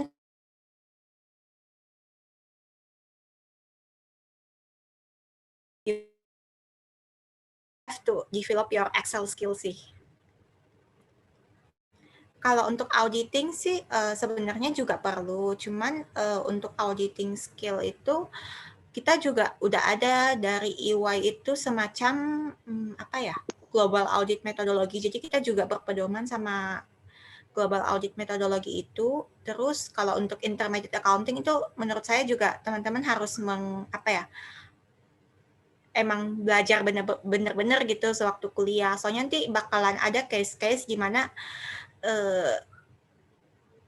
kalian tuh emang butuh logika-logika yang pernah kalian pelajari sewaktu kuliah. Kalau kalian nggak kuat dasarnya, pasti kalian nggak tahu gitu. Ini kasus kayak gini, eksekusinya bakalan kayak gimana, akan di jurnal seperti apa. Itu sih. Oke deh, thank you. Nah, itu dia tadi ada jawaban dari Kak Marina. Selanjutnya kita beralih untuk pertanyaan ke Kak Aumi. Iya, Oke, nih sudah tertera juga di layar. Mau pilih nomor berapa Kak untuk questionnya? aduh yang gampang yang mana? Tidak ada clue kebetulan. Jadi ini random question. Oh ya udah.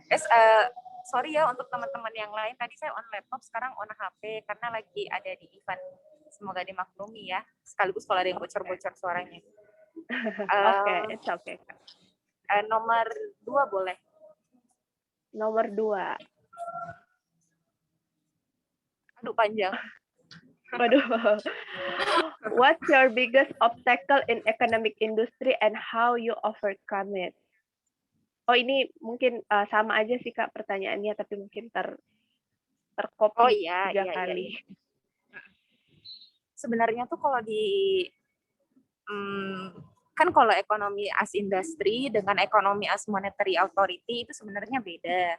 Karena diriku di bagian authority-nya, kalau untuk economic authority itu biggest obstacle-nya because we need to fit in jam kerjanya itu luar biasa. Jadi I never remember balik ke rumah itu di bawah jam 8 atau jam 9 selama 3 tahun di BI. Jadi rata-rata itu pulangnya memang jam 9, jam 10 simply karena beban kerjanya memang banyak. Terus yang kedua, kayak gini loh, kan mungkin untuk Mbak yang di Indef dan yang di EY tahu persis bahwa ada certain stigma gitu untuk Bank Indonesia. Jadi kita tuh dulu sebagai otoritas selalu dilihat seperti punya apa ya, membatasi diri. Jadi kayak susah gitu untuk blend in ke masyarakat. Nah, padahal agar kebijakan itu benar-benar bisa terimplementasi, komunikasinya kan harus bagus. Tapi kan nggak mungkin tuh kita ngomong ke pedagang yang ada di pasar mengenai Pak jangan dinaikin harganya soalnya nanti inflasi. Kan konsep inflasi itu pasti nggak masuk ke mereka. Nah makanya dari kita yang benar-benar mikir tentang konsep, tentang rumusan sampai akhirnya mengimplementasikannya ke masyarakat lewat komunikasi kebijakan itu butuh shifting pendekatan yang sangat signifikan. Therefore itu harus ada banyak proses pembelajarannya. Jadi kalau kesimpulannya, biggest obstacle-nya itu adalah membuat semua orang paham bahwa kebijakan yang diambil sama BI itu impacting everyone's life. Terus yang kedua, how you overcome it, ya there is no other short way menurutku, ya memang harus belajar dan harus sering-sering terjun ke masyarakat. Seperti itu, Amelia. Oke deh. Nah, itu dia tadi teman-teman yang bertanya nih soal kendala yang dihadapi bekerja di industri ekonomi itu seperti itu. Oke, lanjut. Kita lanjut ke question untuk Kak Mira. Sebelumnya terima kasih juga sama Kak Aumi tadi sudah menjawab pertanyaan. Nah, kita lanjut ke Kak Mira. Silakan Kak Mira, mau pilih nomor berapa? Minta nomor 3. Nomor 3. Oke, wah pertanyaannya ini. What advice would you give your younger self? Nah, Kak. Nah, advice-nya, kalau ngerjain tugas jangan kopas. Kalau ngerjain tugas, itu referensinya dikerjain yang benar, dibaca, terus niat gitu loh kalau nugas tuh. Karena itu bakal kerasa, impact-nya itu kerasa sampai kerja sih. Karena mungkin ya tempatku adalah penelitian ya, kebanyakan yang kita lakukan semuanya research on paper. Jadi nggak cuma di field doang, output, salah satu outputnya pasti research on paper. Nah itu kalau kita nggak baca, nggak ngebiasain baca yang benar, nggak ngebiasain bikin sesuatu yang niat gitu ya, kayak sesimpel dulu tuh zaman aku tuh masih ada tugas makalah, aku nggak tahu ya kalau sekarang kalian tuh masih dapat nggak sih tugas-tugas bikin makalah kayak gitu. Nah itu totally akan implemented dengan baik sebenarnya kalau dulu gue kerjain dengan benar, kayak even cuma buat bikin latar belakang, mikir aja gitu loh, kayak latar belakang tuh apa sih, why I have to research this, kayak why I have to do this, itu kayak harusnya tuh gue mikir dulu, karena itu ngefek ke sekarang. Ketika kita nggak punya skill itu, jadinya kebiasaan kan, jadinya kebiasaan kopas-kopas kayak gitu, jadinya yang kayak ini kenapa sih, ini apa sih, isunya apa sih, latar belakang aja dikopas, kan aneh banget ya. Jadi itu advice untuk diriku dan buat kalian semua yang mumpung masih S1, please, ketika ada tugas, kalian mikir aja buat ngerjain tuh dan niat buat ngerjain. Jadi kayak dibuat yang bagus, kayak referensi tuh kalian tuh cari tahu gimana sih cara bikin referensi yang benar. Oh, di Word itu ternyata tuh ada loh function yang bisa kalian pakai untuk buat referensi yang cepat. Jadi kalian nggak perlu ketik ulang segala macam kayak gitu-gitu. Jadi belajar yang baik lah pokoknya, semuanya tuh kayak benar-benar lu kalau ada tugas lu kerjain yang benar, udah itu aja gitu. Oke, wah, thank you Kak Mira. Iya, kalau soal tugas makalah kebetulan masih ya Kak. Apalagi di FEB tugas makalahnya itu masih banyak lumayan. Dari dosen-dosen itu masih banyak.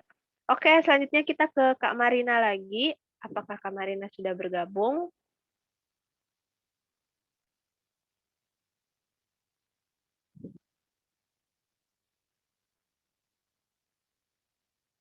Oke, bentar.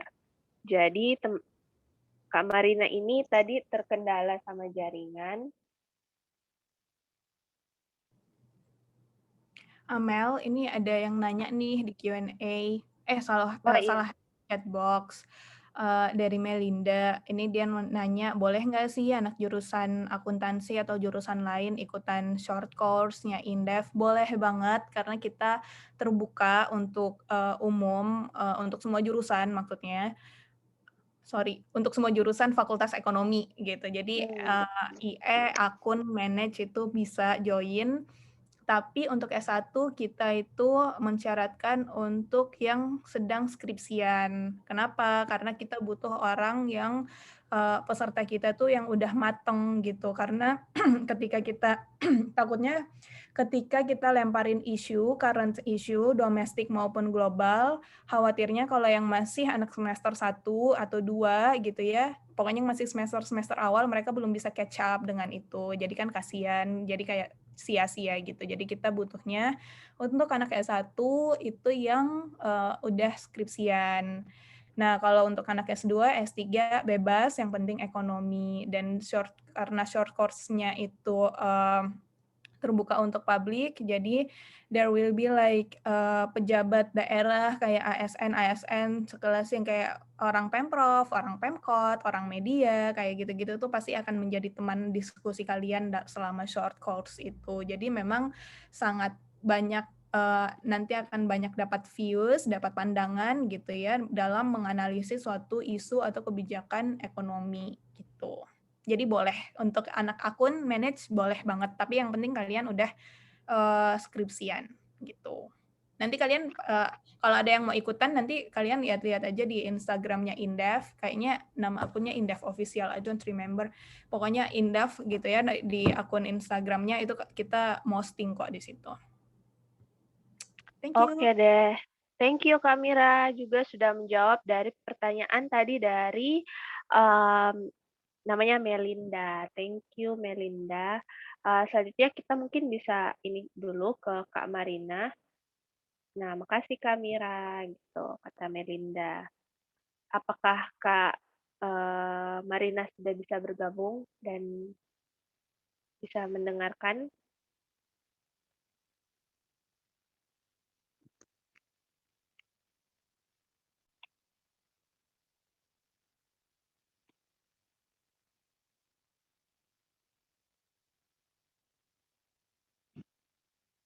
Bentar ya teman-teman. Oh iya, itu internetnya lagi bermasalah.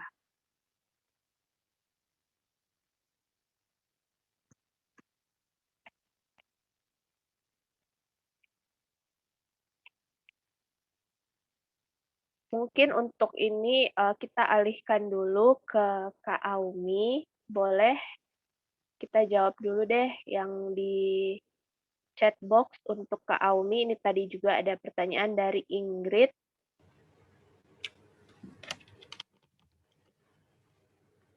Nah, jadi Kak Aumi ini ada yang bertanya nih buat Kak Aumi. Selama 3 tahun bekerja di Central Bank, ada nggak suka dukanya? Apalagi kakak background-nya HI. Nah, ini kayak anak HI juga nih. Jawabannya banyak banget. Jadi sebenarnya tuh kan gini, sebenarnya tuh kayak culture dari the way kita melakukan interaksi di media sosial kan sebenarnya itu toxic. Jadi yang kita sering posting itu kan cerita-cerita bahagia, updatean-updatean yang senang-senang. Tapi ini sebenarnya untuk apa ya? Untuk sharing aja ke teman-teman. Saya tuh banyak banget ada momen di mana saking banyak yang harus diserap, I need to go to toilet, ke WC. Kemudian tuh kayak di toilet, nutup pintu, kemudian mikir aja tadi apa ya yang kejadian, kok banyak banget gitu yang harus dipertanggungjawabkan.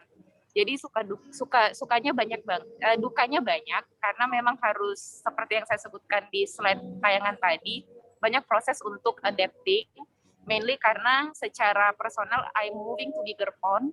Terus yang kedua secara hard skill juga harus banyak belajar. Terus sukanya jelas sangat banyak karena di BI itu semua orang tuh senang diskusi. Jadi nggak ada yang nyimpan informasi hanya di satu kepala. Jadi bagi kalian yang suka belajar, BI itu benar-benar learning organism yang bisa kalian manfaatkan dengan baik. Terus yang kedua, kita punya kesempatan untuk kontribusi secara langsung ke masyarakat. Karena kalau misalnya kayak tadi saya ngurusin TPID, itu tuh saya langsung ke kabupaten kota, kemudian langsung interaksi dengan Bapak Ibu pejabat yang ada di sana, gimana cara untuk menstabilkan harga sesuatu yang pada saat SMA tuh kita nggak punya power untuk itu. Pas SMA, pas kuliah. Kan kalau kuliah tuh kita punya a lot of ideas, tapi susah gitu untuk mengajak pemangku kebijakan, tapi lewat BI that contribution is possible. That contribution is possible gitu. Itu kira-kira Mbak Mel. Oke, nah itu dia tadi. Jadi dukanya banyak, tapi kayaknya lebih banyak sukanya ya, Kak. Nah, thank you untuk yang sudah bertanya, namanya Ingrid. Selanjutnya ini Kak Marina sudah terhubung lagi. Bagaimana Kak? Sudah aman? Halo, iya suara saya udah kedengaran jelas belum? Oke, aman-aman Kak, sudah. Silakan Kak, Oke, mau sip. pilih nomor berapa? Nomor 2. Nomor 2. Nah, how you prepare yourself for life postgraduate, Kak? Mungkin kalau dari saya ya kayak itu sih yang tadi sempat saya cerita. Saya nggak bilang kalau 3 tahun harus lulus, 3 atau 3,5 tahun harus lulus. Yang penting saya merasa saya lulus itu ketika saya emang udah siap untuk lulus. Tapi siap untuk lulus itu juga bukan berarti sampai kuliah 5 tahun, 6 tahun, 7 tahun. Saya tetap punya target lah. Saya bayar UKT pokoknya maksimal sampai semester 8 dan saya itu akan mendaftar untuk wisuda ketika saya merasa udah ada value yang bisa saya bawa dalam diri saya ketika saya menyandang gelar sarjana ketika keluar dari sini.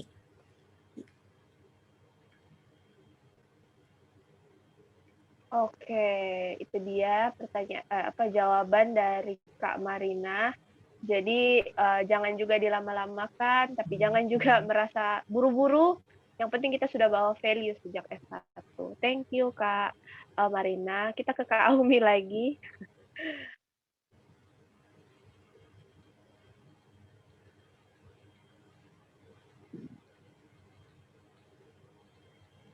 Oke, mungkin bisa di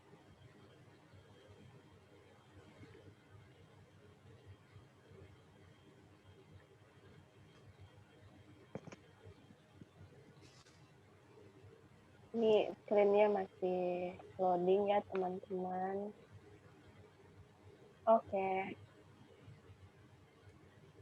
Oke, mari kita lanjut. Kak Aumi, silakan. Kak Aumi mau pilih nomor berapa? Tadi Kak Aumi sudah pilih nomor berapa ya? Tadi nomor 2. Oke, sekarang mau nomor berapa Kak? Boleh, tapi saya nggak open kamera ya, maaf teman-teman. Ya, oke, aman. Nomor 1. Nomor 1. Waduh, ini sangat relevan dengan penjelasannya Kak Aumi tadi. What are the most important qualification employers look for in job applicant, especially in economic industry? Nah, kalau sebenarnya kalau untuk secara spesifik di BI ya, BI itu kan sebenarnya dia punya, kalau di masaku tuh ada 12 step untuk bisa masuk menjadi pegawai BI lewat jalur PCPM. Nah, di setiap seleksi itu kan ada tes tertulis, yang TPA, psikologi, kebang sentralan. Tapi secara spesifik kan yang mungkin yang menjadi poin deg-degannya pada saat wawancara. Nah, untuk yang wawancara itu sebenarnya kalau pengalaman saya pribadi ya, mungkin nggak bisa digeneralkan juga. Pertanyaan tentang BI itu apa, BI itu ngapain, itu udah nggak ada lagi sih sebenarnya. Malah lebih ke kenapa kamu dan apa yang telah kamu lalui itu sebenarnya secara soft skill memang dibutuhkan oleh BI. Nah, misalnya nih, BI itu kan butuh orang yang bisa nulis, orang yang bisa berpikir kritis. Nah, itu link dengan pengalaman saya yang pernah nyusun paper beberapa kali. Nah, kemudian kemampuan public speaking itu nge-link dengan pengalaman yang pernah di organisasi. Jadi lebih banyak digali dari sisi itu, tapi tetap harus related dengan ekonomi moneter. Kira-kira seperti itu sih. Jadi apapun yang kalian lakukan sekarang, asalkan kalian mampu untuk memasarkan diri kalian pada satu wawancara nanti, it will all become important factors gitu.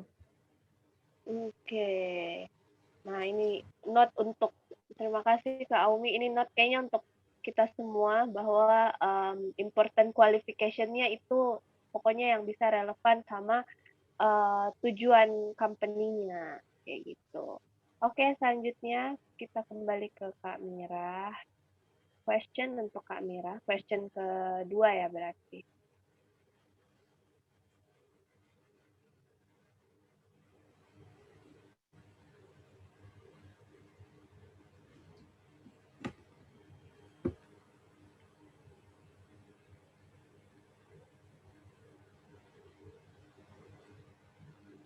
Oke. Tadi Kak Mira sudah pilih nomor 3 ya Kak, kalau nggak salah. Nah, sekarang mau nomor berapa lagi Kak? Coba nomor 1. Nomor 1. Waduh. What's the biggest goal of being a career woman? And what are the obstacles faced by becoming a career woman? Wah, ini sangat Berat banget. ini sama cewek. Career woman. Berat banget. Apa ya, biggest goal of being career woman itu, I don't know, ini salah juga sih sebenarnya buat aku ya yang sekarang, karena masih ngerasa ada di posisi super nyaman nih selama 3 tahun kerja. Ini masih nyaman banget, jadi kayaknya biggest goal-ku adalah berusaha mencari posisi yang tidak nyaman, which is challenging myself to maybe apa ya, untuk bisa challenge diriku sendiri untuk ke hal yang lebih besar lagi.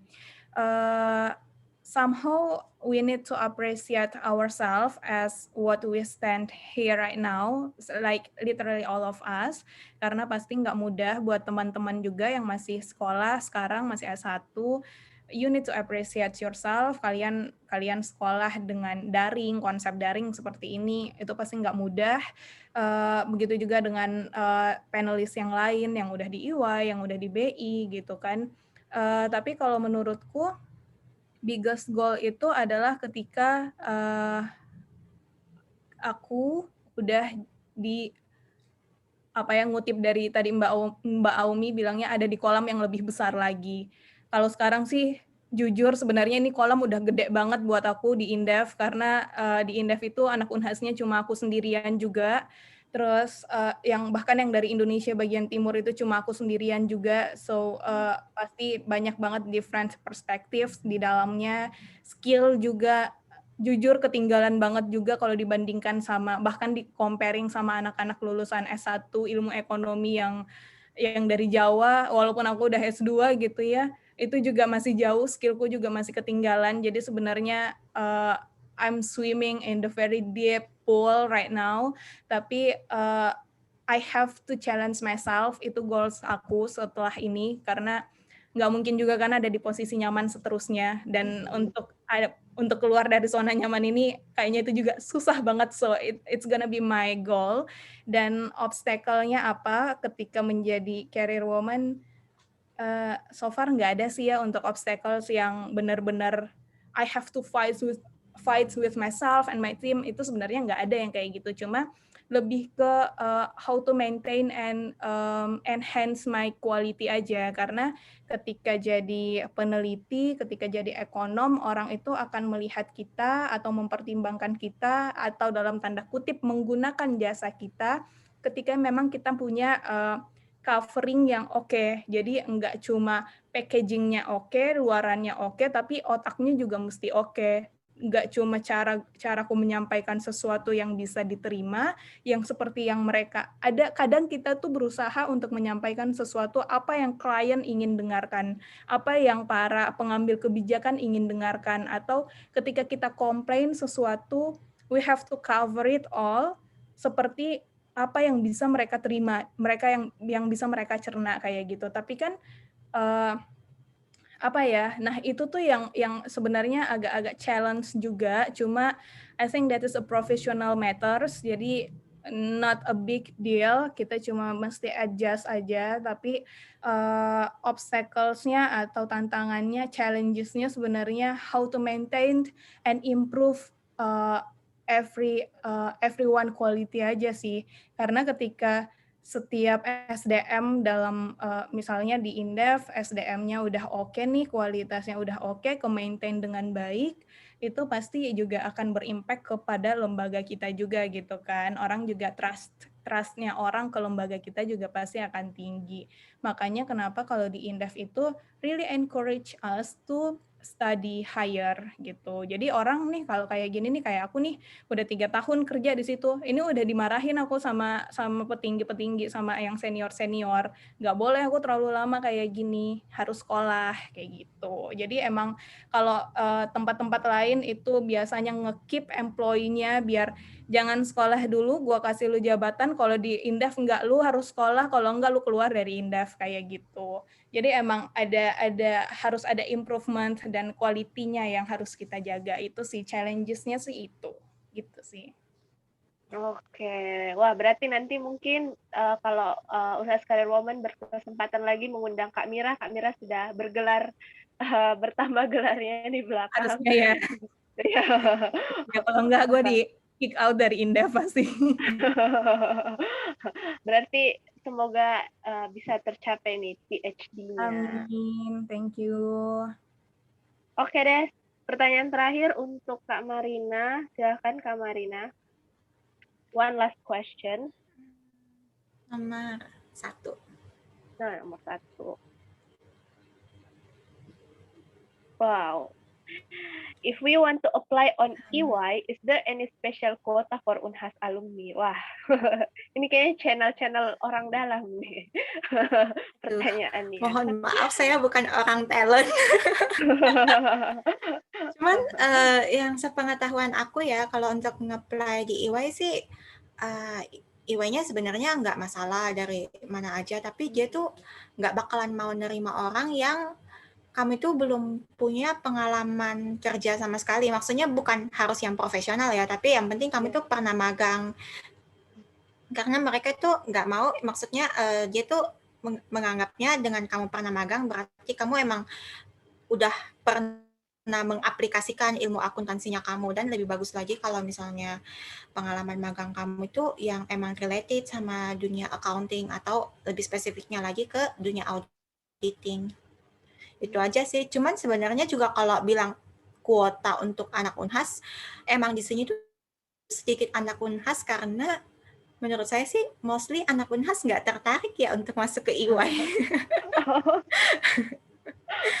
Banyak kan malah daftarnya lebih kayak CPNS, BUMN. Kalau yang saya lihat sih kayak gitu ya. Makanya itu yang membuat di EY itu dikit anak Unhasnya. Tapi sebenarnya EY-nya welcome kok sama semua universitas manapun.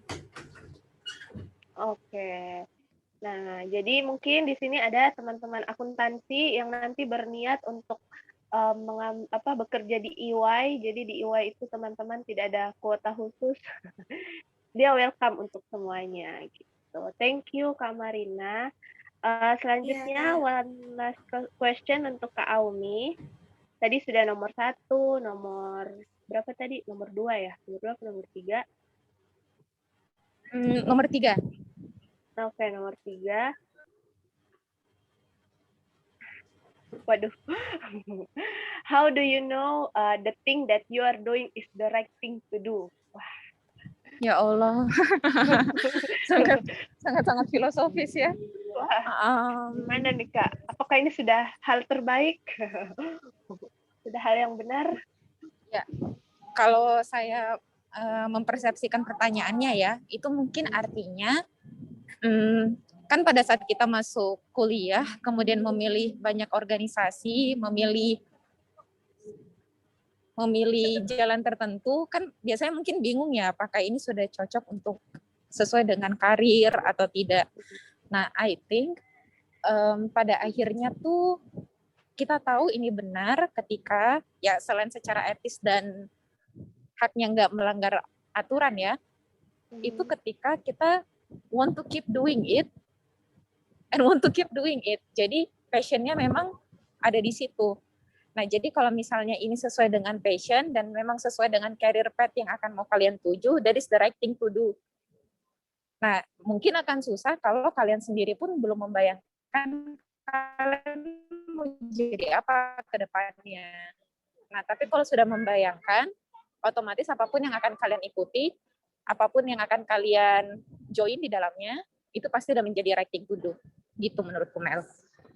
Oke, itu dia teman-teman, bahwa penting sekali untuk mengetahui dulu karir path-nya kita seperti apa. Thank you Kak Aumi. Sekarang one last question juga untuk Kak Amira. Ini Kak, mau pilih nomor berapa? Tadi sudah nomor 1, nomor berapa ya tadi? Coba nomor 4. Coba nomor 4. Waduh. What are the tips for us as beginners who are studying in economics to prepare for future career? Nah, ini anak IE nih kayaknya.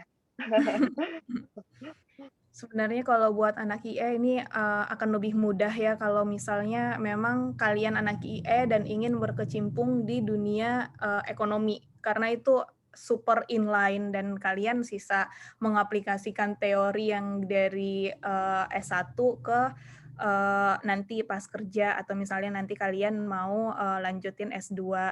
Nah, kalau misalnya dari anak akuntansi atau manajemen terus mau masuk ke ilmu ekonomi misalnya ekonomi makro, ekonomi mikro, ekonomi pembangunan, terus dan lain-lain lah ya sub-sub dari ilmu ekonomi. Berarti saranku adalah perkuat di matematikanya, karena kita menganalisis sesuatu itu dari modeling, dari apa ya, dari model yang dikeluarkan. Nah, itu nanti hasilnya setelah di running semua datanya, data apa sih, kuantitatif, data primer, data sekunder, semuanya diolah, ada hasilnya, itu kalian analisis. Nah, itu. Jadi kalau kalian dari akuntansi, apalagi manajemen, nah kalau manajemen itu kan lebih kurang ya hitung-hitungannya kan dibandingkan dari anak akuntansi sama IE. Tapi ketika anak manajemen mau masuk di field-nya economics nanti ketika kerja, bisa aja, cuma perkuat aja di hitung-hitungannya gitu. Kuat-kuatin tuh mental untuk ngelihat angka, ngelihat grafik gitu ya, buat biasain diri untuk bisa ketemu sama program-program. Misalnya kalau di S1 tuh, waktu aku S1 tuh lebih ke pakainya tuh eViews atau enggak Stata gitu. Nah, kalian tuh bisa coba pakai program lain, misalnya pakai program R, pakai program, ya banyaklah, adalah beberapa program yang kalian bisa running untuk mengetahui dampak-dampak misalnya, atau menganalisis sesuatu yang berbau ekonomi yang menggunakan data-data terkait gitu. Jadi kalian juga sebenarnya ini aku nggak tahu juga ya, apakah ini kekurangan dari dosenku dulu, tapi zamanku dulu ya, aku nggak tahu kalau yang zaman yang sekarang dosen-dosennya pasti harusnya juga lebih oke. Dulu tuh memang sulit banget kayaknya untuk dosen memberikan suatu inovasi gitu atau suatu apa ya, kayak oh ya kita tuh harus membiasakan diri dengan program A, B, C, D. Jadi nggak cuma itu-itu aja. Dulu tuh zaman pakai Stata itu aja versinya versi yang mana gitu kan. Jadi aku tuh diketawain dulu zaman aku S2 karena kayak, lu masih pakai versi itu, yang bener aja gitu. Jadi aneh aja sih jadi kalau misalnya dosennya memang tidak capable untuk melakukan itu, kalian sebagai mahasiswa, kalian tuh memang tugasnya yang mencari tahu itu sendiri. Jadi kalian tuh jangan, benar sih kata orang-orang tuh, kalau ketika kalian menjadi mahasiswa, kalian tuh jangan mau disuapin terus, karena kalian udah beda dari sejak zaman SD sampai SMA, kalian bisa disuapin materi. Nah, sekarang tuh kalian lebih ke nyari sendiri gitu. Jadi kalian banyak-banyakin tuh explore, banyak-banyakin tuh bergaul sama anak-anak kampus lain, misalnya yang di luar Makassar gitu, atau di luar dari Indonesia Timur, karena itu aja tuh mereka kurikulumnya atau mereka fasilitas pendidikan mereka tuh memang lebih oke daripada di Unhas, sorry to say. Tapi aku nggak tahu ya sekarang fasilitas di Unhas tuh sekarang sekeren apa juga nggak tahu, tapi harusnya jauh lebih baik karena udah top 10 gitu kan, top 10 the best universities in Indonesia gitu. Jadi tapi kalian sebagai mahasiswa kalian punya kewajiban untuk melakukan itu gitu. Jadi prepare yourself itu ya, dan gini lagi, kalian tuh harus tahu kalian tuh tertariknya di bagian mana, di bidang apa. Kalau misalnya kalian tertariknya di ekonomi politik misalnya, berarti kalian tuh mesti membiasakan diri untuk mempelajari regulasi-regulasi. Coba bergaul sama anak hukum. Gimana sih anak hukum tuh menganalisis kebijakan tuh kayak gimana sih? Menganalisis peraturan tuh kayak gimana sih? Main sama anak IR, HI gitu ya. Anak HI itu keren-keren tuh cara mereka menganalisis kebijakan, isu-isu sosial. Itu kemarin teman-teman aku yang anak HI itu 2011 semuanya keren-keren semua. Nah, itu kalian maksudnya di zaman aku, nggak tahu di zaman kalian carilah orang yang keren gitu ya. Jadi memang sangat cross jurusan, tapi itu sangat bisa mendukung kalian untuk preparing your future careers gitu. Gitu, Mel. Oke, thank you Kak Mira. Jadi tipsnya adalah selain kita belajar dengan sebaik-baiknya, sekedar teori, tapi juga bergaul juga, supaya juga bisa tahu perkembangan dunia luar. Oke, thank you Kak Mira. Baiklah, kita sudah sampai di penghujung acara hari ini. Sangat menyenangkan rasanya bisa mendapatkan ilmu dari alumni perempuan Alma Mater Unhas yang sangat memotivasi dan menginspirasi. Nah, sebelum menutup pertemuan virtual kita pada hari ini, saya mempersilahkan kakak-kakak sekalian untuk memberikan closing statement berupa pesan-pesan untuk teman-teman mahasiswa yang saat ini masih kuliah, masih berjuang untuk mimpi-mimpinya, berniat berkarir juga jadi akuntan, jadi banker, atau jadi peneliti ekonomi seperti kakak-kakak. Nah, saya persilakan dulu kepada Kak Marina, silahkan untuk memberikan closing statement.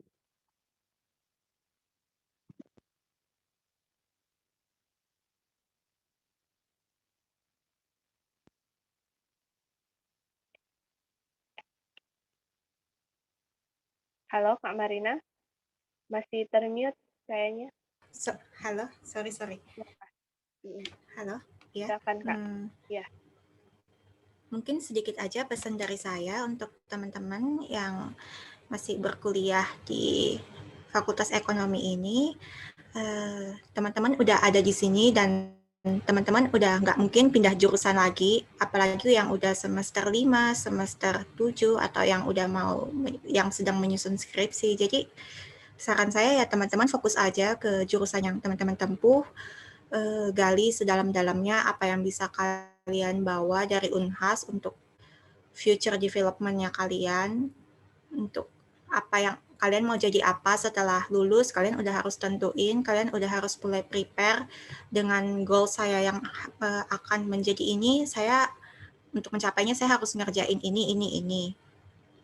Mungkin itu aja sih dari saya, dan saya juga mau menyampaikan terima kasih banyak kepada teman-teman panitia, untuk Amel. Makasih udah mengundang saya di sini. Jujur di sini juga saya banyak belajar, apalagi tadi dapat insight dari Kak Aumi, Kak Mira, yang kalau bisa dibilang saya belum ada apa-apanya dibanding Kak Aumi dan Kak Mira. Mungkin itu aja sih. Terima kasih semuanya, guys. Oke, terima kasih untuk Kak Marina. Kita lanjut ke closing statement dari Kak Aumi. Silahkan Kak Aumi.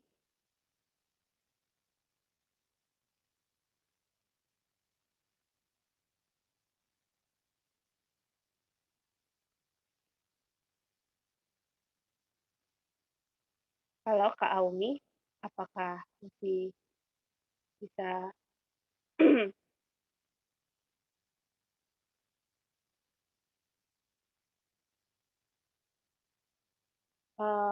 mungkin Kak Aumi agak sedikit ini, mungkin terkendala. Mungkin bisa dari Kamira dulu deh, closing statement-nya dari Kamira. Silakan Kak. Kalian coba ini deh, kalau kalian punya jiwa kompetitif, coba deh kalian biasain untuk ikut-ikut lomba-lomba kayak gitu ya. Ikut join yang kayak debat, atau simply yang kayak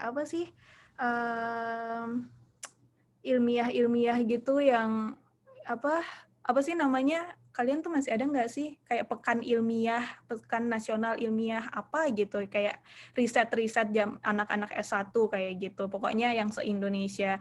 Coba kalian usahakan untuk bisa bergaul tuh nggak cuma dengan teman-teman di Unhas, nggak cuma dengan teman-teman di Makassar gitu ya. Coba kalian bergaul dengan teman-teman yang dari Jawa gitu. Jadi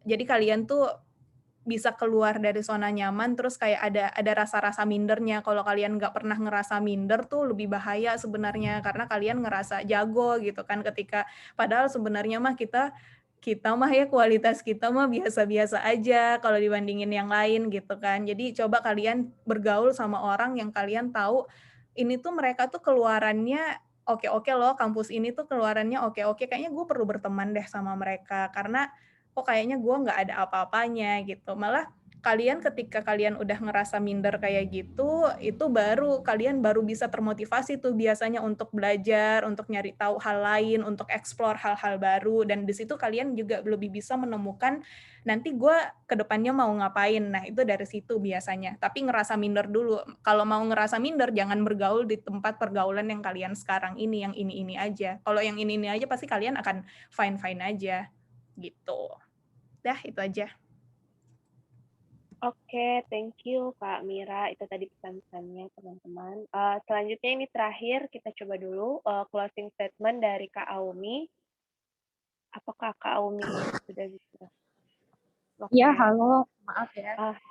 Iya, iya. Silakan Kak, diberikan closing statement-nya, pesan-pesan buat teman-teman yang masih kuliah saat ini. Nah, kalau closing statement, kalau dari saya tuh berharap tadi dari presentasi yang sempat saya sampaikan ke teman-teman nih fellow woman dari kawasan Indonesia Timur, dari Unhas, kalian tuh harus sadar bahwa memang ke depannya akan banyak banget opportunity di depan kalian. Apalagi itu biasanya para recruiters, HRD itu pasti udah nilai, oh misalnya dari EY, udah ada mbaknya pernah masuk dari Unhas, dari Indef juga seperti itu. Jadi ketika mereka sudah kena exposure anak Unhas dan tahu kalau kualitasnya juga bagus, pasti opportunities-nya itu akan meningkat. Tapi tidak berarti kemudian kalian bisa, maksudnya cuma menerima datangnya bola, tapi juga harus menjemput bola. Nah, cara paling sederhana untuk menjemput bola tadi itu, kalian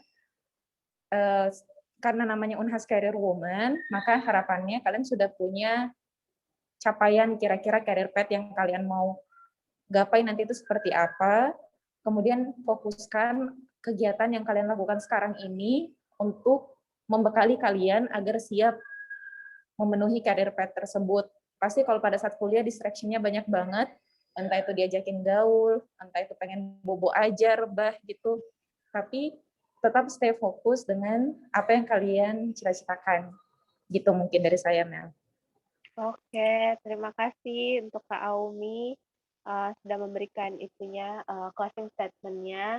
Nah, itu dia tadi teman-teman pesan-pesan dari para pemateri kita pada hari ini. Semoga bisa memotivasi niat dan tekad teman-teman peserta semuanya.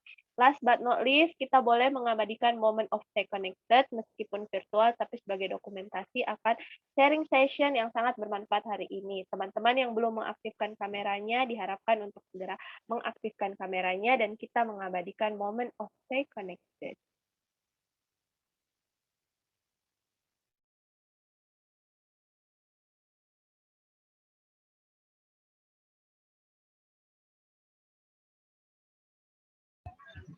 Oke, semuanya siap ya.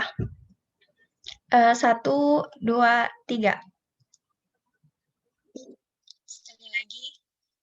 1, 2, 3. Slide kedua. Tunggu. 1, 2, 3. Oke, makasih. Oke deh, itu tadi pemateri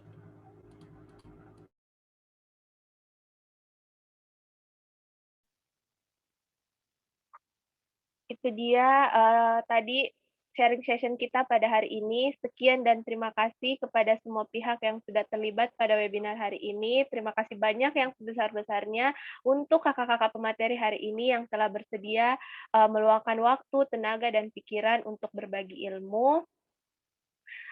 Semoga apa yang telah dipaparkan menjadi ilmu yang bermanfaat untuk kita semua, dan juga terima kasih banyak untuk teman-teman peserta yang sudah hadir.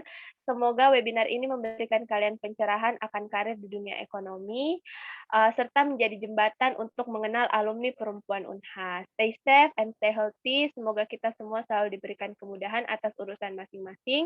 Jangan lupa untuk tetap ikuti kegiatan kami di Instagram @unhascareerwoman, dan juga teman-teman peserta lainnya bisa mengisi link feedback yang sudah ada di kolom chat agar nantinya juga bisa dapat A-Certificate. Thank you semuanya. Sampai jumpa di webinar Meet Your Alumni Series selanjutnya. Stay connected with Unhas Career Woman, dan wassalamualaikum warahmatullahi wabarakatuh. Dadah, terima kasih kakak-kakak yang sangat insightful hari ini.